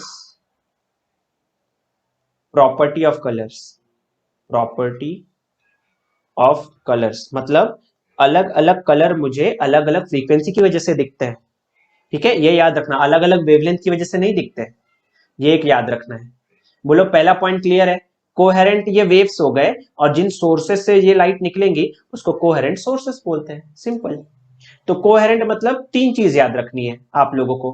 पहला, दोनों वेव का वेवलेंथ सेम होना चाहिए। दूसरा, दोनों का फ्रीक्वेंसी सेम होना चाहिए। तीसरा, इन लोगों के बीच में कांस्टेंट फेज डिफरेंस होना ही चाहिए, इन दोनों के बीच में एक कांस्टेंट फेज डिफरेंस होना ही चाहिए। तब जाके मैं बोलूंगा कि जो मेरी वेव है वो कोहेरेंट वेव है, ठीक है। और दोनों का वेवलेंथ सेम है या फ्रीक्वेंसी सेम है, इसका मतलब दोनों एक ही तो सोर्स से आ रहे हैं। दो इंडिपेंडेंट सोर्स, मतलब दो अलग अलग सोर्स कभी भी इंटरफेरेंस पैटर्न क्रिएट नहीं करते, याद रखना, दो इंडिपेंडेंट सोर्स नहीं करते। तुम लोग के मन में आया, तुम लोग ने बोला कि चलो सर ने बोला कि दोनों का फ्रीक्वेंसी सेम होना चाहिए, और फ्रीक्वेंसी प्रॉपर्टी किसकी है, कलर की है, तो कलर मतलब सेम होना चाहिए ना। तो चलो सर जी, एक मैंने बल्ब लिया यहाँ पे, एक बल्ब लिया और ये बल्ब ग्लो कर रहा है, यहाँ पे एक और बल्ब लिया और ये बल्ब भी क्या कर रहा है, ग्लो कर रहा है। सर ने बोला सेम कलर होना चाहिए, तो ये भी येलो बल्ब लेके आ गया मैं, और ये भी येलो बल्ब लेके आ गया मैं, ठीक है। ये भी 10 वॉट का है सर, और ये भी 10 वॉट का है, मतलब दोनों का इंटेंसिटी भी सेम ले लिया। लो भाई, इसमें से भी येलो कलर निकल रहा है, इसमें से भी येलो कलर निकल रहा है, और यहाँ कहीं पे तुम लोग ने स्क्रीन रख दिया, और तुम लोग चाहते हो स्क्रीन पे तुम लोग को इंटरफेरेंस पैटर्न दिखे, तो तुम लोग को कुछ नहीं दिखने वाला है, तुम लोग को सिर्फ लाइट ही लाइट दिखेगी, यहाँ पे इंटरफेरेंस पैटर्न नहीं दिखेगा। अब तुम बोलोगे सर दोनों लाइट सेम है तो दोनों की फ्रीक्वेंसी सेम होगी ना, आंसर इज नो। सबसे पहली बात, फेज डिफरेंस कभी भी कॉमन नहीं होगा, सबसे पहले बात फेज डिफरेंस कभी भी कांस्टेंट नहीं होगा। और बात आती है फ्रीक्वेंसी की, कलर तो सेम ले लिया, और फ्रीक्वेंसी सेम नहीं होगी, क्यों सर? मुझे एक बात बताओ कि एक क्लास में 1 2 3 4 5 6 7 8 9 10 11 12 12 बच्चे हैं, 12 बच्चों को मैंने एक साथ क्लैप करने बोला, 12 बच्चे को मैंने एक साथ क्लैप करने बोला, ठीक है। क्या प्रोबेबिलिटी है इधर एक क्लास नहीं है, 2 क्लास है यहाँ पे, क्लास 2 है, 2 क्लास है भाई, मतलब 2 रो है, सपोज करो ये 2 रो है, ये रो 1 है, ये रो 2 है, और मेरा क्वेश्चन ये है क्या प्रोबेबिलिटी कि रो 1 के बच्चे जो 6 बच्चे हैं यहाँ पे और रो 2 के बच्चे जो यहाँ पे 6 बच्चे हैं, सबको बोला मैंने क्लैप करो, और क्या प्रोबेबिलिटी है कि सब के सब, ये रो वाले और ये रो वाले सब के सब एक ही टाइम पे क्लैप करेंगे, क्या प्रोबेबिलिटी है इसकी? 0 प्रोबेबिलिटी है या प्रोबेबिलिटी 1 है, क्या प्रोबेबिलिटी है? मैं चाहता हूं कि जब मैं बोलूं सब लोग को क्लैप, तो सबके सब एक टाइम पे ही क्लैप करने चाहिए, इसकी क्या प्रोबेबिलिटी है? 1 है। मतलब तुम लोग को लग रहा है कि मैं इन लोग को इनफाइनाइट बार बोलूं क्लैप करने के लिए, तो ये लोग एक ना एक बार ऐसा कभी आएगा ही टाइम जब ये लोग एक साथ क्लैप करेंगे, है ना? एक साथ, हाँ, एक साथ। तुम लोग ऐसा लग रहा है? क्या बोलते हो तुम लोग के कुछ विशेष टिप्पणी इस टॉपिक को हिंदी में क्या बोलते हैं? एक ही बार मतलब क्लैप करने बोला ना, मैंने इन लोग को बोला क्लैप करो, ठीक है, सब लोग क्लैप कर रहे हैं, पर मैं बोल रहा हूं कि कंटिन्यूअस क्लैप कर रहे हैं, रो 1 और रो 2 कंटिन्यूअस क्लैप कर रहे हैं, पर क्वेश्चन ये है ऐसी कोई प्रोबेबिलिटी है जब सबके सब जितने भी हाथ है ना, सब एक के साथ, एक के बाद एक नहीं, एक ही साथ ऐसे ठक करके क्लैप करेंगे, कभी ऐसी प्रोबेबिलिटी आएगी? सबके सब एक साथ आएगी? 1/infinity मतलब 0, कभी नहीं आएगी।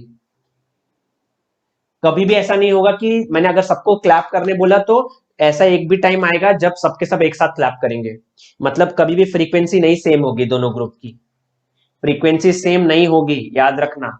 2 इंडिपेंडेंट सोर्स कभी भी इंटरफेरेंस पैटर्न क्रिएट नहीं कर सकते, क्योंकि वो कोहेरेंट ही नहीं है, क्योंकि क्या नहीं है, वो क्या नहीं है, कोहेरेंट नहीं है। कोहेरेंट होना बहुत जरूरी है, फ्रीक्वेंसी सेम होना जरूरी है, फेज डिफरेंस कांस्टेंट होना जरूरी है, ये सब मिनिमम कंडीशन से सेटिस्फाई होंगी तब होगा, वरना कुछ नहीं होगा लाइफ में। बोलो पहली बात समझ में आ गई है? दूसरा पॉइंट लिखाऊं मैं, दूसरा पॉइंट लिखाऊं, और ये मैंने बता दिया पिछले पेज पे, वापस से लिख दे रहा हूं। The two sources of light, the two sources of light, the two sources of light must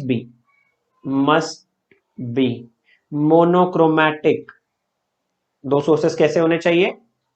monochromatic sources होने चाहिए, मोनोक्रोमैटिक सोर्सेस कैसे होने चाहिए? मोनोक्रोमैटिक सोर्सेस होने चाहिए। मोनोक्रोमैटिक मैंने बताया ना अभी क्या होता है, मोनो मतलब सिंगल, क्रोमैटिक मतलब वेवलेंथ, मतलब सिंगल वेवलेंथ वाली ही होनी चाहिए, ये याद रखना, ठीक है? मतलब एक ही कलर की होनी चाहिए और एक ही सोर्स से आने चाहिए भाई, ये तो बहुत इंपॉर्टेंट है। कोहेरेंट का तो मतलब ही वही है कि एक ही सोर्स से आने चाहिए, 10-10 सोर्स नहीं होने चाहिए, ठीक है? बोले समझा सेकेंड पॉइंट? तीसरा पॉइंट बताओ। हाँ सर। अब यहाँ पे एक तीसरा इंपॉर्टेंट पॉइंट है, तीसरा इंपॉर्टेंट पॉइंट है, मैंने तो बोला एम्पलीट्यूड सेम नहीं होगा तो भी चल जाएगा, पर इसमें ऐसा लिखा है the two interfering waves must have the same amplitude. फिर से बताता हूं, यहाँ पे लिखा है the two interfering waves, the two interfering, the two interfering, the two interfering waves must be अब पॉइंट नंबर 3 क्या लिखा है यहाँ पे कि देखो ये टॉपिक का नाम क्या है? Condition for steady and well defined interference pattern. Well defined मतलब ये सपोज करो ये वाला ब्राइट है, फिर ये वाला डार्क है, ये वाला ब्राइट है और ये वाला डार्क है, ठीक है? ब्राइट है ये, तो जहां जहां मैं ऐसे रेड रेड दिखा रहा हूं वो सब ब्राइट है, तो ब्राइट के पीछे डार्क और डार्क है। आपको अगर वेल डिफाइंड चाहिए मतलब ये एग्जैक्टली ब्राइट चाहिए और ये वाला पॉइंट एकदम डार्क चाहिए, तो एम्पलीट्यूड क्या होना चाहिए उस टाइम पे? सेम होना चाहिए। रीजन क्या है सर इसका? क्योंकि यहाँ पे अगर S1 है और S2 है, दो सोर्सेस है, और यहाँ पे आपकी स्क्रीन है, यहाँ पे पॉइंट P पे ये जाएंगे। आपको इतना तो मालूम है कि यहाँ से इंटेंसिटी आई जाती है और आई जाती है, यहाँ पे होनी 2i चाहिए पर हो तो 4i जाती है, ऐड हो जाती है। ये ब्राइट पॉइंट के लिए, ब्राइट पॉइंट के लिए। अगर ये पॉइंट P डार्क हो गया तो ये 0 होना चाहिए ना, डार्क के लिए तो 0 ही चाहिए। पर अगर सपोज करो ये 2i हो गया और ये i हो गया, ये 2i और ये i, तो एक बार यहाँ पे सपोज करो ब्राइट तो बन गया, इधर भी ब्राइट आएगा। जैसे 2i माइनस i करूंगा तो कितना हो जाएगा? 0 नहीं होगा, i आएगा। और 2i और i का इंटरफेरेंस होगा तो मुझे वो आंसर निकाल के ये 4i से थोड़ा ज्यादा आ जाएगा। तो मतलब ये ब्राइट तो होगा पर ये डार्क नहीं होगा, थोड़ा लेस ब्राइट होगा।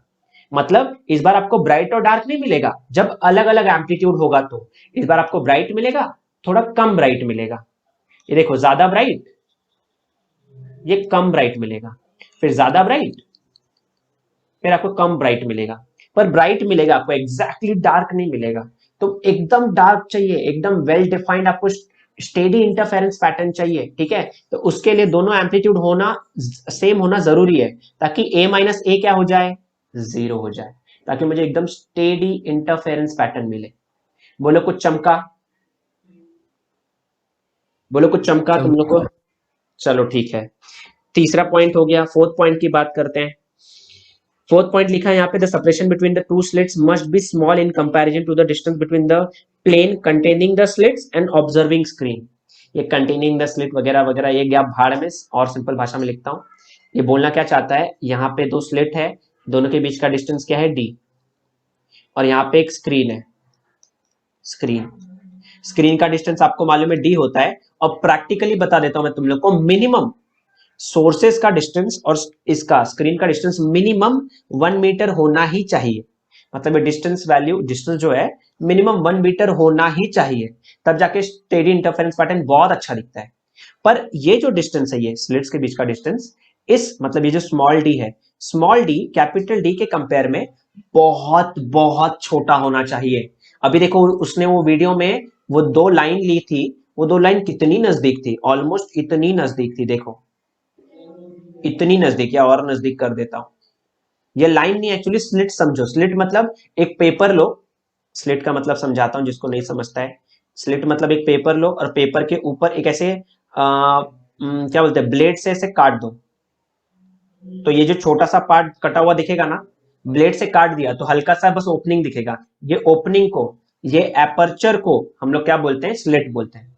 ये ओपनिंग और ये एपर्चर को क्या बोलते हैं? स्लिट बोलते हैं।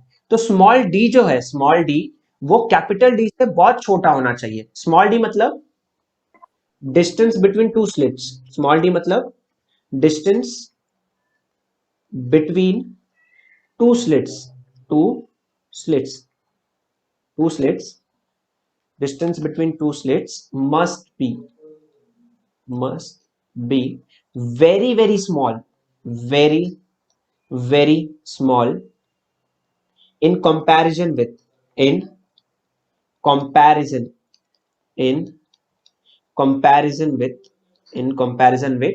distance between slits and source, distance between slits and screen, distance between slits and screen। देखो मैंने क्या बोला उसको अच्छे समझा देता। मैंने बोला जो d है और जो कैपिटल D है, ठीक है, कि जो स्मॉल d है इसका डिस्टेंस कैपिटल D के डिस्टेंस के कंपेयर में बहुत छोटा होना चाहिए। क्या होना चाहिए? बहुत छोटा। यही मैंने इसको स्मॉल और सिंपल भाषा में लिखा है। बोलो फोर्थ पॉइंट समझा, बोलो फोर्थ पॉइंट समझा। नेक्स्ट पॉइंट की तरफ बढ़े, पॉइंट नंबर 5। पॉइंट नंबर 5 बोला the two slits must B narrow, the two slits must B narrow. Narrow मतलब क्या होता है यार? नैरो मतलब बहुत पतले होने चाहिए। मतलब सर अगर तुम लोग ने एक स्लिट लिया ऐसा, एक ये स्लिट लिया, ठीक है, एक ये स्लिट लिया और एक स्लिट ये लिया, इतना बड़ा बड़ा काट दिया, ये लो भाई इतने बड़े बड़े स्लिट काट दिए, तो तुम लोग को इंटरफेरेंस पैटर्न ये वाले स्लिट में ज्यादा अच्छा दिखेगा कंपेयर टू ये वाले स्लिट। इसको नैरो रखना है, जितना पतला हो सके उतना पतला रखना है, ताकि ताकि, क्योंकि मैंने तुम लोग को देखो दो चीज बताई थी, रे ऑप्टिक्स और वेव ऑप्टिक्स के बीच में फर्क क्या है बताया था मैंने। रे ऑप्टिक्स और वेव ऑप्टिक्स के बीच में फर्क क्या है बताया था, याद करो, पहली क्लास में बताया था, याद करो। रे ऑप्टिक्स और वेव ऑप्टिक्स के बीच में फर्क क्या है, याद करो। देखो ऑप्टिक्स मतलब क्या होता है, स्टडी ऑफ लाइट। अब लाइट को एज रे भी पढ़ना है और एज वेव भी पढ़ना है। रे ऑप्टिक्स में जो साइज होता है, साइज ऑफ ऑब्जेक्ट, वो लाइट की वेवलेंथ से बड़ा होता है। पर वेव ऑप्टिक्स में साइज जो होता है ऑब्जेक्ट का जो साइज होता है वो छोटा, या तो छोटा होना चाहिए या तो उसके कंपेरेबल मतलब इक्वल होना चाहिए वेवलेंथ ऑफ लाइट के, तभी वेव ऑप्टिक्स पढ़ते हैं। और हम लोग तो पूरा वेव ऑप्टिक्स पढ़ रहे हैं। जितना बड़ा रखोगे ये, उस टाइम पे ये रूल तो फॉलो होगा ही नहीं। ये तो मेन है कि जो साइज होना चाहिए ऑब्जेक्ट का वो तो लाइट के वेवलेंथ के बराबर या कंपेरेबल होना चाहिए। पर इस केस में वो कंपेरेबल है, छोटा है या बराबर है या तो उसके कंपेयर में है, ठीक है, मतलब उसके साइज के बराबर है ऑलमोस्ट। तो इसलिए इसमें आपको अच्छे से इंटरफेरेंस पैटर्न दिखेगा कंपेयर टू जो नीचे वाला केस है, ये याद रखना है। इसलिए आपको अपने सोर्सेस को कैसे रखना है, लाइट के सोर्सेस को एकदम नैरो रखना है, एकदम पतला रखना है। जरूरी नहीं है कि आप लोग हमेशा मतलब ऐसा स्लिट ही बनाओ, तो पिन होल बनाओगे ना उससे भी काम बन जाएगा, पिन होल से भी काम बन जाएगा, ठीक है। पिन होल बनाओगे तो ऐसे डॉट डॉट डॉट डॉट दिखेंगे, ठीक है, ये याद रखना है। ये हो गया आपका 5th पॉइंट। अब बात करते हैं हमारे 6th पॉइंट की। क्या लिखा है 6th point, the two sources should be in the same state of polarisation. क्या बोला है भाई, ये same state of polarisation. The two sources of light, the two sources of light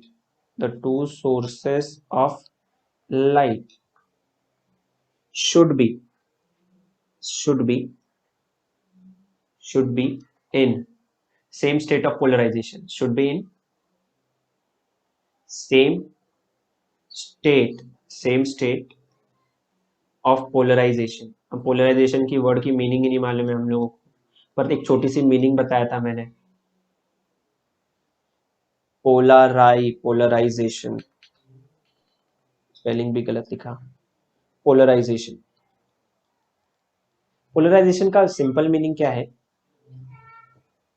याद रखेंगे, decrease in the intensity of light, decrease in the intensity of light, intensity क्या, sorry, मतलब light कम होते जाता है ना, लाइट की इंटेंसिटी कम होती है। मैंने लास्ट टाइम तुम लोग को बताया था। मतलब अगर सपोज तो मैं आप लोग के सामने एक फूल लेके आता हूं, ये फूल का कलर रेड है, ठीक है, अज्यूम कर लो फूल है, ठीक है, अज्यूम तो कर सकते हो, ये फूल का कलर रेड है। मैं अगर इसको नॉर्मल अपनी आईज से देखूंगा तो ये रेड दिख रहा है, पर अगर मैंने एक पोलराइजर लगाया, पोलराइजर मतलब एक ग्लास जो पोलराइजेशन के प्रोसेस के लिए बना है, और जब मैं इस वाले फ्लावर को देखूंगा उस ग्लास के थ्रू, तब मुझे रेड ही दिखेगा, बस थोड़ा सा फेंट हो जाएगा। फेंट मतलब ब्राइटनेस कम हो जाएगी, फेंट मतलब ब्राइटनेस कम हो जाएगी, पर ये जो डिटेलिंग है ना, जो मेरा ऑब्जेक्ट है उसमें कोई कमी नहीं आएगी। पर सेम स्टेट ऑफ वाइब्रेशन का क्या मतलब है, सॉरी इस बार वाइब्रेशन नहीं है, इस बार पोलराइजेशन है। तो यहाँ पे लिखा है this is necessary only if the polarised light is used for experiment, this explanation of this condition is beyond the scope of this book. एकदम फालतूगिरी, जब बियॉन्ड द स्कोप है तो क्यों लिखा। ये लोग बोल रहे हैं कि एसेट, जब आप लोग मतलब ये polarisation, same state of polarisation की बात करेगा, तब आपके पास पोलराइज लाइट ही होनी चाहिए। पोलराइज लाइट का मतलब है ऐसी लाइट जिसके पास, एक्चुअली एक बात बताओ तुम लोग, मैं समझा देता हूं, देखो समझाता हूं मैं फिर से, फिर भी इन लोगों ने क्या लिखा है। मैंने क्या आप लोग के सामने लाइट कभी ऐसे बनाई है, लाइट हर डायरेक्शन में जाती है ना, लाइट हर डायरेक्शन में जाती है, यस और नो, बोलो। लाइट अगर हर डायरेक्शन में जाती है तो डायरेक्शन बना देता हूं, वेव बनाने से अच्छा डायरेक्शन बताता हूं। इसका मतलब लाइट जो वाइब्रेट करेगी हर पॉसिबल डायरेक्शन में वाइब्रेट करेगी, लाइट जो वाइब्रेट करेगी हर पॉसिबल डायरेक्शन में वाइब्रेट करती है, ठीक है, ये सिंपल मीनिंग है लाइट की। इसका मतलब मुझे समझना यह है खाली कि लाइट के पास दो प्लेन हैं वाइब्रेट करने के लिए, मोटे मोटे तौर पे। एक ये वाला प्लेन होता है एकदम वर्टिकल, ये वर्टिकल प्लेन है, और एक ये वाला प्लेन होता है। ये कौन सा प्लेन है? हॉरिजॉन्टल है। ये कैसा है? हॉरिजॉन्टल है। अब ये सेम स्टेट ऑफ पोलराइजेशन का मतलब होता है, अगर आपने पोलराइज लाइट को बुलाया तो या तो आप सिर्फ वर्टिकल लाइट को अलाउ करो वो स्लिट में से, या तो सिर्फ हॉरिजॉन्टल लाइट को अलाउ करो, तब जाके इंटरफेरेंस पैटर्न दिखेगा, वरना नहीं दिखेगा। या तो वर्टिकल लाइट को अलाउ करो या तो हॉरिजॉन्टल लाइट को अलाउ करो, दोनों को अलाउ मत करना जब पोलराइज लाइट की बात आएगी। तो ये बोलने की कोशिश कर रहा है वो। हम लोग को इस साल पोलराइजेशन नहीं है तो अभी मैं पढ़ा नहीं रहा हूं। एंट्रेंस जब हम लोग स्टार्ट करेंगे तो उसमें मैं पोलराइजेशन भी पढ़ाऊंगा आपको, ठीक है? पूरा थियरी पूरा कंप्लीट करूंगा, ठीक है? क्लियर है ये बात? सबको क्लियर है? इसमें लिखा है बियॉन्ड द स्कोप लिखा है, पर मैंने वो भी बता दिया, थोड़ा थोड़ा ऊपर से बताया। बोलो सबको समझ में आया? ओके चलो, वेरी नाइस। अब अपनी बुक में लिखा है मेथड्स।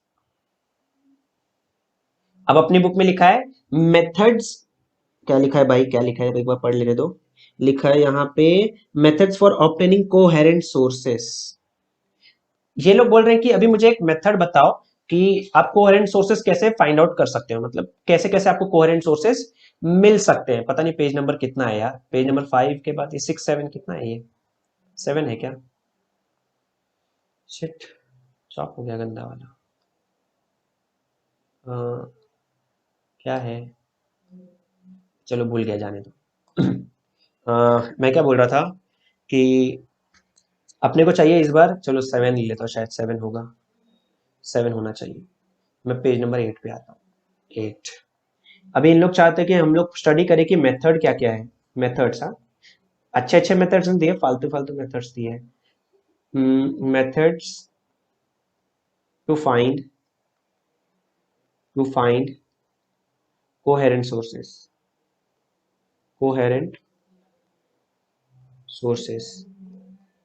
मतलब मुझे कोहेरेंट सोर्सेस कैसे मिलेंगे? तो इन्होंने एक टॉपिक लिखा है जो सबसे इंपॉर्टेंट होता था लास्ट टू लास्ट ईयर तक, वो हम लोग बाय प्रिज्म एक्सपेरिमेंट बोलते हैं। क्या वर्ड बोला मैंने?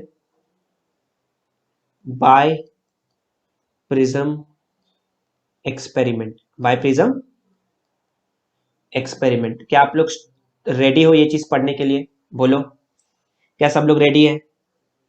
हाँ बोलेंगे तो आगे बढ़ूंगा। क्या सब लोग रेडी हैं? चलो ठीक है। बाय प्रिज्म एक्सपेरिमेंट समझाने की कोशिश कर रहा हूँ। क्या लिखा है, जो बुक में डायग्राम दिया है उसमें भी समझाऊंगा क्या लिखा है वहां पे। बाय प्रिज्म मतलब कितने प्रिज्म चाहिए अपने को? बाय मतलब कितना होता है यार? 2 होता है ना, तो दो प्रिज्म चाहिए अपने को यहाँ पे, 2 प्रिज्म्स। तो प्रिज्म आप लोगों को मालूम है कैसा दिखता है? प्रिज्म मालूम है ना यार कैसा दिखता है? ऐसा दिखता है प्रिज्म, ट्राइंगल ही तो है प्रिज्म। ये अपना प्रिज्म है, नेमिंग कर देता हूँ खाली, ABC। एक्चुअली ऐसा नहीं दिखता प्रिज्म, इसको थोड़ा और अच्छे से अगर बना दूं, मैं बना देता हूँ ना तो तुम लोग बोलोगे स्ट्रक्चर में ट्रायंगल। हाँ ऐसा कुछ दिखता है एक्चुअली ये प्रिज्म, ठीक है? कोशिश कर रहा हूँ जितना अच्छे से बना पाऊँ बना दूं। ऐसा कुछ दिखता है ये प्रिज्म, देखो ऐसा दिखता है प्रिज्म। आई होप तुम लोग समझ पा रहे हो क्या बनाया मैंने। ये ऐसा प्रिज्म दिखता है, ठीक है? ये प्रिज्म है हमारा, ये हमारा प्रिज्म है। इस प्रिज्म में, ये प्रिज्म कैसे बनता है? तो इस प्रिज्म में मैं देख सकता हूं कि 3 रेक्टेंगुलर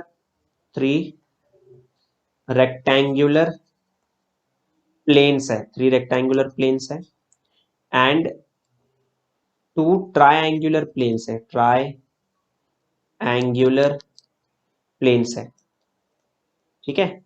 तो 3 प्लेन कैसे है? देखो 3 प्लेन दिखा दे रहा हूं मैं, कहां पे रेक्टेंगुलर दिख रहा है।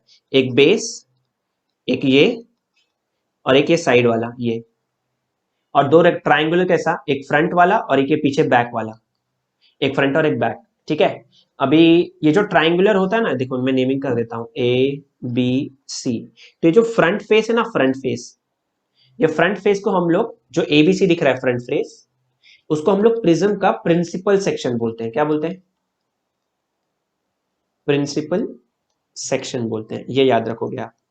और यहाँ पे जो एंगल A बनता है, एंगल A, एंगल ए, इसको हम लोग एंगल ऑफ प्रिज्म बोलते हैं। क्या बोलते हैं? Angle of prism, angle of prism. अब बाय प्रिज्म कैसे बनाया सर? मैं क्या करूंगा, एक ट्रायंगल लूंगा, मतलब एक प्रिज्म लिया, ये एक प्रिज्म ले लिया मैंने, प्रिज्म स्ट्रेट नहीं बन रहा, कोई बात नहीं, बना देंगे इसको भी स्ट्रेट। लो भाई, बन गया स्ट्रेट। ये प्रिज्म के साथ एक दूसरे प्रिज्म को बेस टू बेस कनेक्ट करता हूं, ये प्रिज्म के साथ एक दूसरे प्रिज्म को बेस टू बेस कनेक्ट किया, अब ये बाय प्रिज्म हो गया। इस बाय प्रिज्म में ये हमारा बेस है, थोड़ा इस पे गौर करना, ये हमारा बेस है, थोड़ा इस पे गौर करना, ये बेस है भाई, ये बेस है। तो ऊपर एक प्रिज्म है, ये प्रिज्म 1, और नीचे वाला एक प्रिज्म है, ये प्रिज्म 2। सर प्रिज्म की स्पेशलिटी क्या है? प्रिज्म की स्पेशलिटी क्या है? याद करो प्रिज्म की स्पेशलिटी क्या थी? हम लोग यहां से क्या भेजते थे? व्हाइट लाइट भेजते थे, बराबर, और ये व्हाइट लाइट स्प्लिट होती थी। व्हाइट लाइट क्या होती थी? स्प्लिट हो जाती थी। याद करो कितने कलर्स में स्प्लिट होती थी? कितने कलर्स में स्प्लिट होती थी यार? बोलो। 7 कलर में स्प्लिट होती थी। 7 कलर्स में स्प्लिट होती थी। नीचे में वी लिख लेता हूं और ऊपर आर लिख देता हूं, मतलब वेब ग्योर जाना था मुझे, वेब ग्योर। तो बीच में भी कलर है, उसको नहीं बना रहा मैं, बस इसमें ऑब्जर्व क्या करना है, वैसे नीचे वाला वायोलेट लाइट है, मतलब वायलेट लाइट, और एक रेड है, ठीक है। तो एक्चुअली व्हाइट लाइट जब आप पास करते हो, व्हाइट लाइट एक प्रिज्म से जब पास करोगे तो ये स्प्लिट हो जाती है, डिस्पर्स हो जाती है 7 कलर्स में। पर इसका जो डिस्पर्स का जो डायरेक्शन है ना, डिस्पर्समेंट का जो डायरेक्शन है, मतलब कहाँ पे बेंड हो रही है, वो दिखाना चाहता हूं मैं आप लोग को। तो लाइट एक्चुअली कहाँ जा रही है? देखो, ऐसे स्ट्रेट जाना चाहती थी, ऐसे स्ट्रेट जाना चाहती थी, पर थोड़ा अगर ध्यान देंगे ये बेंड हो गई नीचे की तरफ। रेड इतना बेंड हुआ और वायलेट इतना बेंड हो गया। तो मैं एक चीज तो ऑब्जर्व कर सकता हूं कि जो लाइट बेंड हो रही है, भले मैं लाइट को ऊपर पास कराने की कोशिश कर रहा हूं, पर ये light towards the base bend होती है। ये इसका एक सिंपल सा रूल है, मतलब लाइट बेंड्स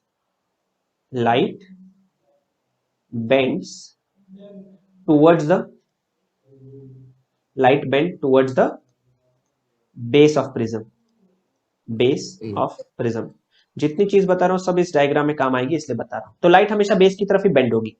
तो अभी इतना मुझे याद रखना है, अभी जो मैंने बाय प्रिज्म यूज करना है आप लोग के सामने, अभी जो मैं बाय प्रिज्म यूज करूंगा वो राइट एंगल्ड प्रिज्म होंगे। दोनों कैसे प्रिज्म होंगे? राइट एंगल्ड प्रिज्म होंगे। ये जो प्रिज्म मैंने आप लोग के सामने बनाया, यहाँ पे ये एंगल और ये एंगल, ये तीनों बराबर है, मतलब ये इक्विलैटरल प्रिज्म बना के दिखाया मैंने फिलहाल आप लोग के सामने। कैसे है ये? Equilateral prism. इक्विलैटरल प्रिज्म का मतलब होता है तीनों एंगल बराबर है और वो है 60 डिग्री। पर यहाँ पे मुझे राइट एंगल प्रिज्म लेना है, दोनों को बेस टू बेस कनेक्ट करना है, तो वो डायग्राम कैसे आएगा? डायग्राम सीखना है हम लोगों को, ठीक है। तो डायग्राम बनाने की कोशिश कर रहा हूं, ध्यान से सुनना।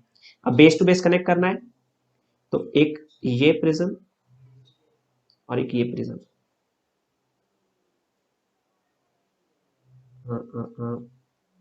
ये हो गया, और ऐसे ये मेरा प्रिज्म है। देखो ना, ऊपर वाला प्रिज्म 1, नीचे वाला प्रिज्म 2। बोले ये समझा? बोले समझ में आया सबको? ये मेरा बाय प्रिज्म है। यहाँ पे मैंने एक सोर्स ऑफ लाइट रखा है। कहाँ पे रखा है? एक्चुअली यहाँ पे रखता हूँ मैं एक सोर्स ऑफ लाइट। जो डायग्राम मैं बना रहा हूँ वो भी करेक्ट ही है, तो गलती से भी डाउट करने की कोशिश ना करें। ये बनाया मैंने एक सोर्स ऑफ लाइट, ये मेरा यहाँ पे बाय प्रिज्म रखा है, ये हमारा क्या है? बाय प्रिज्म है, बाय प्रिज्म, ये मेरा बाय प्रिज्म है, ठीक है। ये मेरा बाय प्रिज्म हो गया। अब बाय प्रिज्म के सामने मुझे क्या रखना है? एक्चुअली एक बाय प्रिज्म के सामने मुझे एक स्क्रीन रखनी है। क्या रखनी है? स्क्रीन। तो एक प्यारी सी स्क्रीन रख देते हैं हम लोग यहाँ पे बाय प्रिज्म के सामने, ऐसा। ये हम लोग ने रख दिया स्क्रीन। अब लाइट बिहेव कैसे करेगी वो सीखना है हम लोगों को ना, लाइट कैसे बिहेव करेगी, कहाँ इंटरफेयर करेगी। तो इसके लिए क्या किया? उसके लिए क्या किया, क्योंकि मुझे मालूम है ये वेव फ्रंट बनाएगी, ऐसे बनाएगी वेव फ्रंट। तो वेव फ्रंट बनाएगी तो यहाँ पे वेव नॉर्मल्स भी होंगे। तो मैं वेव नॉर्मल बनाने का तरीका देखो, मेरा वेव नॉर्मल बनाने का तरीका देखो। एक्चुअली मुझे इस स्लाइड को पैरेलल बनाना चाहिए था, तो इसको थोड़ा ऊपर शिफ्ट करता हूँ। पैरेलल जरूरी है, हाँ, ये सब पैरेलल होना जरूरी है, वरना मेरा जो आंसर है वो रॉन्ग आएगा, मेरा आंसर रॉन्ग आएगा। तो इसलिए मैंने पैरेलल कर दिया इसको पहले। हाँ, ये पैरेलल करना जरूरी है, तो मैंने पैरेलल रख दिया पहले सोर्स को। तो मेरा एस सोर्स है, ये मुझे मालूम है वेव फ्रंट ऐसे एमिट करेगा। तो अभी फिलहाल मैंने आप लोग के सामने ये बना दिया पैरेलल बीम। बोलो समझ में आया? बोलो। हाँ सर। एक तो रे अभी मैंने तुम लोग के सामने ये स्ट्रेट निकाला, स्ट्रेट, अच्छा कलर बदलना है मुझे, जस्ट अ सेकेंड। ये तो एक रे मैंने स्ट्रेट निकाला तुम लोग के सामने, पर ऐसी कितनी बीम होगी सोचो ना, बहुत सारी होगी। तो मैं अपने मन से कितनी भी बना लेता हूँ। एक ऐसे बनाया तो एक ऐसे भी बना लेता हूँ, चलो एक ऐसे नजदीक बना लेता हूँ और एक थोड़ा दूर बना लेता हूँ, थोड़ा सा दूर, दूर मतलब इधर बनाता हूँ, ठीक है। सिमिलरली यहाँ भी वही हाल करूंगा अभी मैं नीचे, कि एक थोड़ा नजदीक बनाऊंगा और एक थोड़ा सा दूर बना लूंगा, दूर मतलब ऐसे। ये दोनों प्रिज्म से कनेक्टेड ही होनी चाहिए, ठीक है। ये बना लिया मैंने। अब इसका फायदा क्या है सर? देखो, light always travels in a straight line, मुझे मालूम है।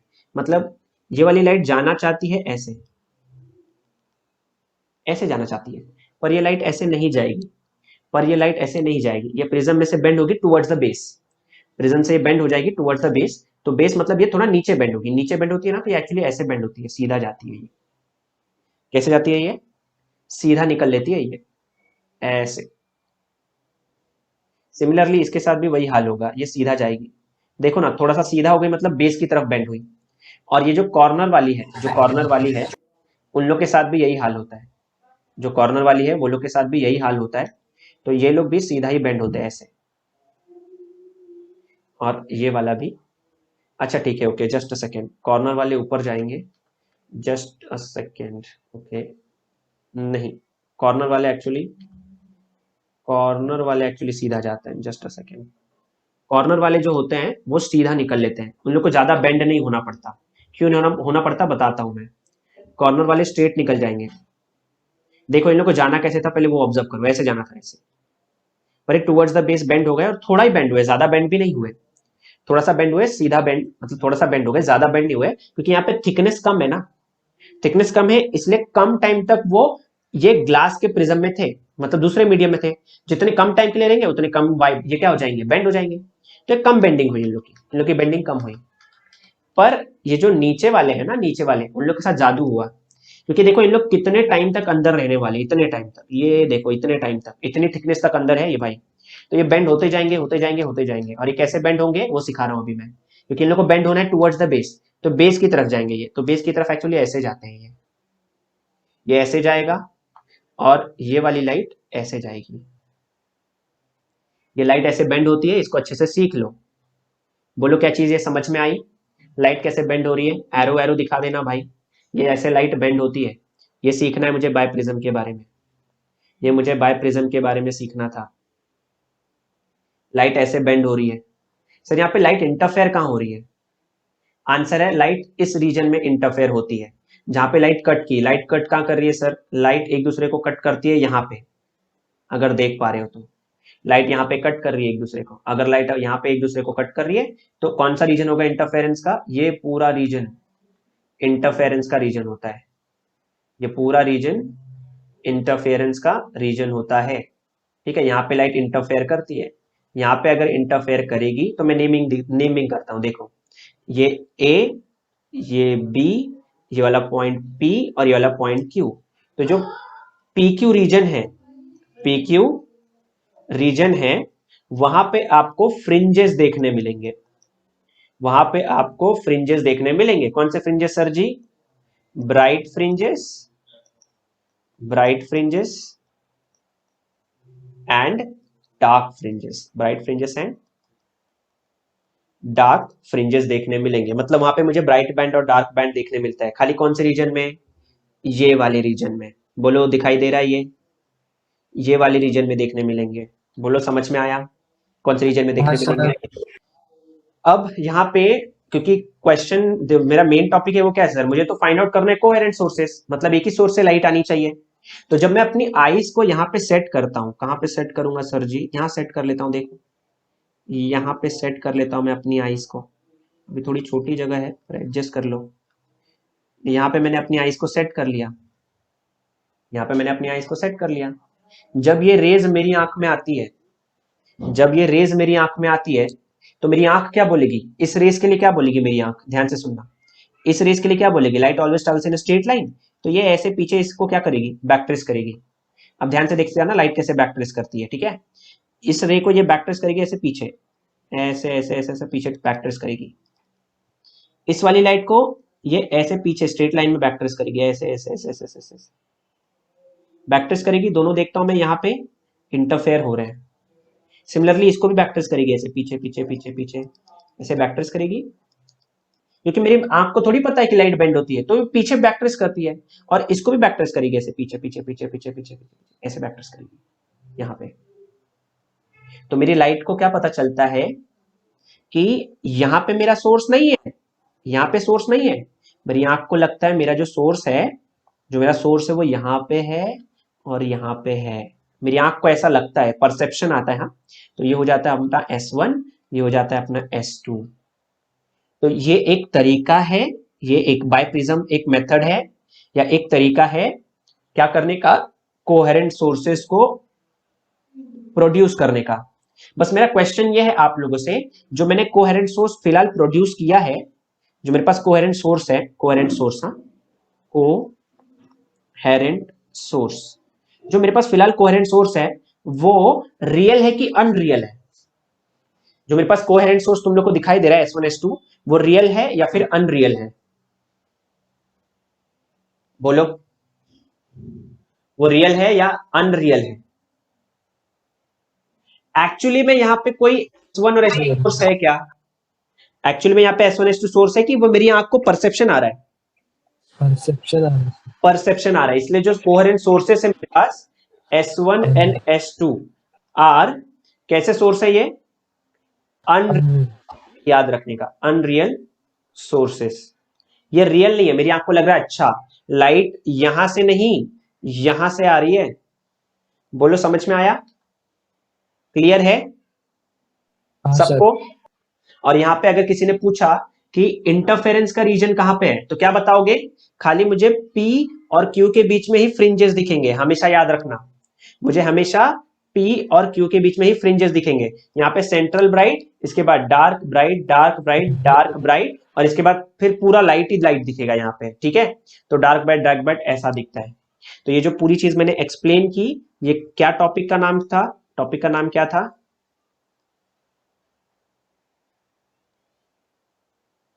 क्या नाम है भाई? बायप्रिज्म एक्सपेरिमेंट है। ये एक मेथड है, ये एक मेथड है जिससे हम लोग क्या कर सकते हैं, कोहेरेंट सोर्सेस को इमेजिनरीली या फिर खाली प्रोड्यूस कर सकते हैं। यहाँ पे कोहेरेंट सोर्सेस को क्या कर सकते हैं, प्रोड्यूस कर सकते हैं। और मैंने अभी आपको दिखाया कैसे प्रोड्यूस होता है। बोलो ये चीज समझ में आई?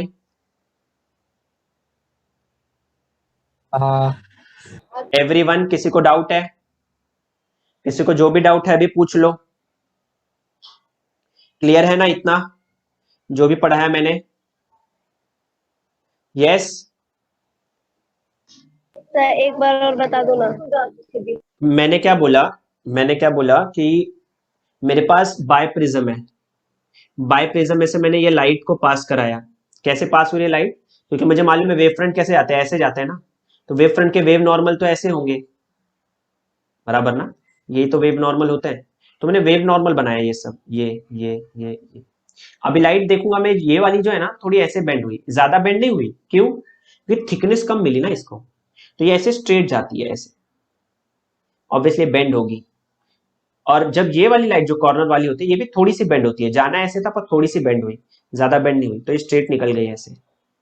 सिमिलरली जब इसकी बात करता हूं, ये वाले रे की, ये जो ब्लैक वाली दिख रही है, ये ज्यादा बेंड हुई, ऐसा सीधा नहीं गई और ज्यादा बेंड हो गई ऐसे। ज्यादा बेंड क्यों हुई?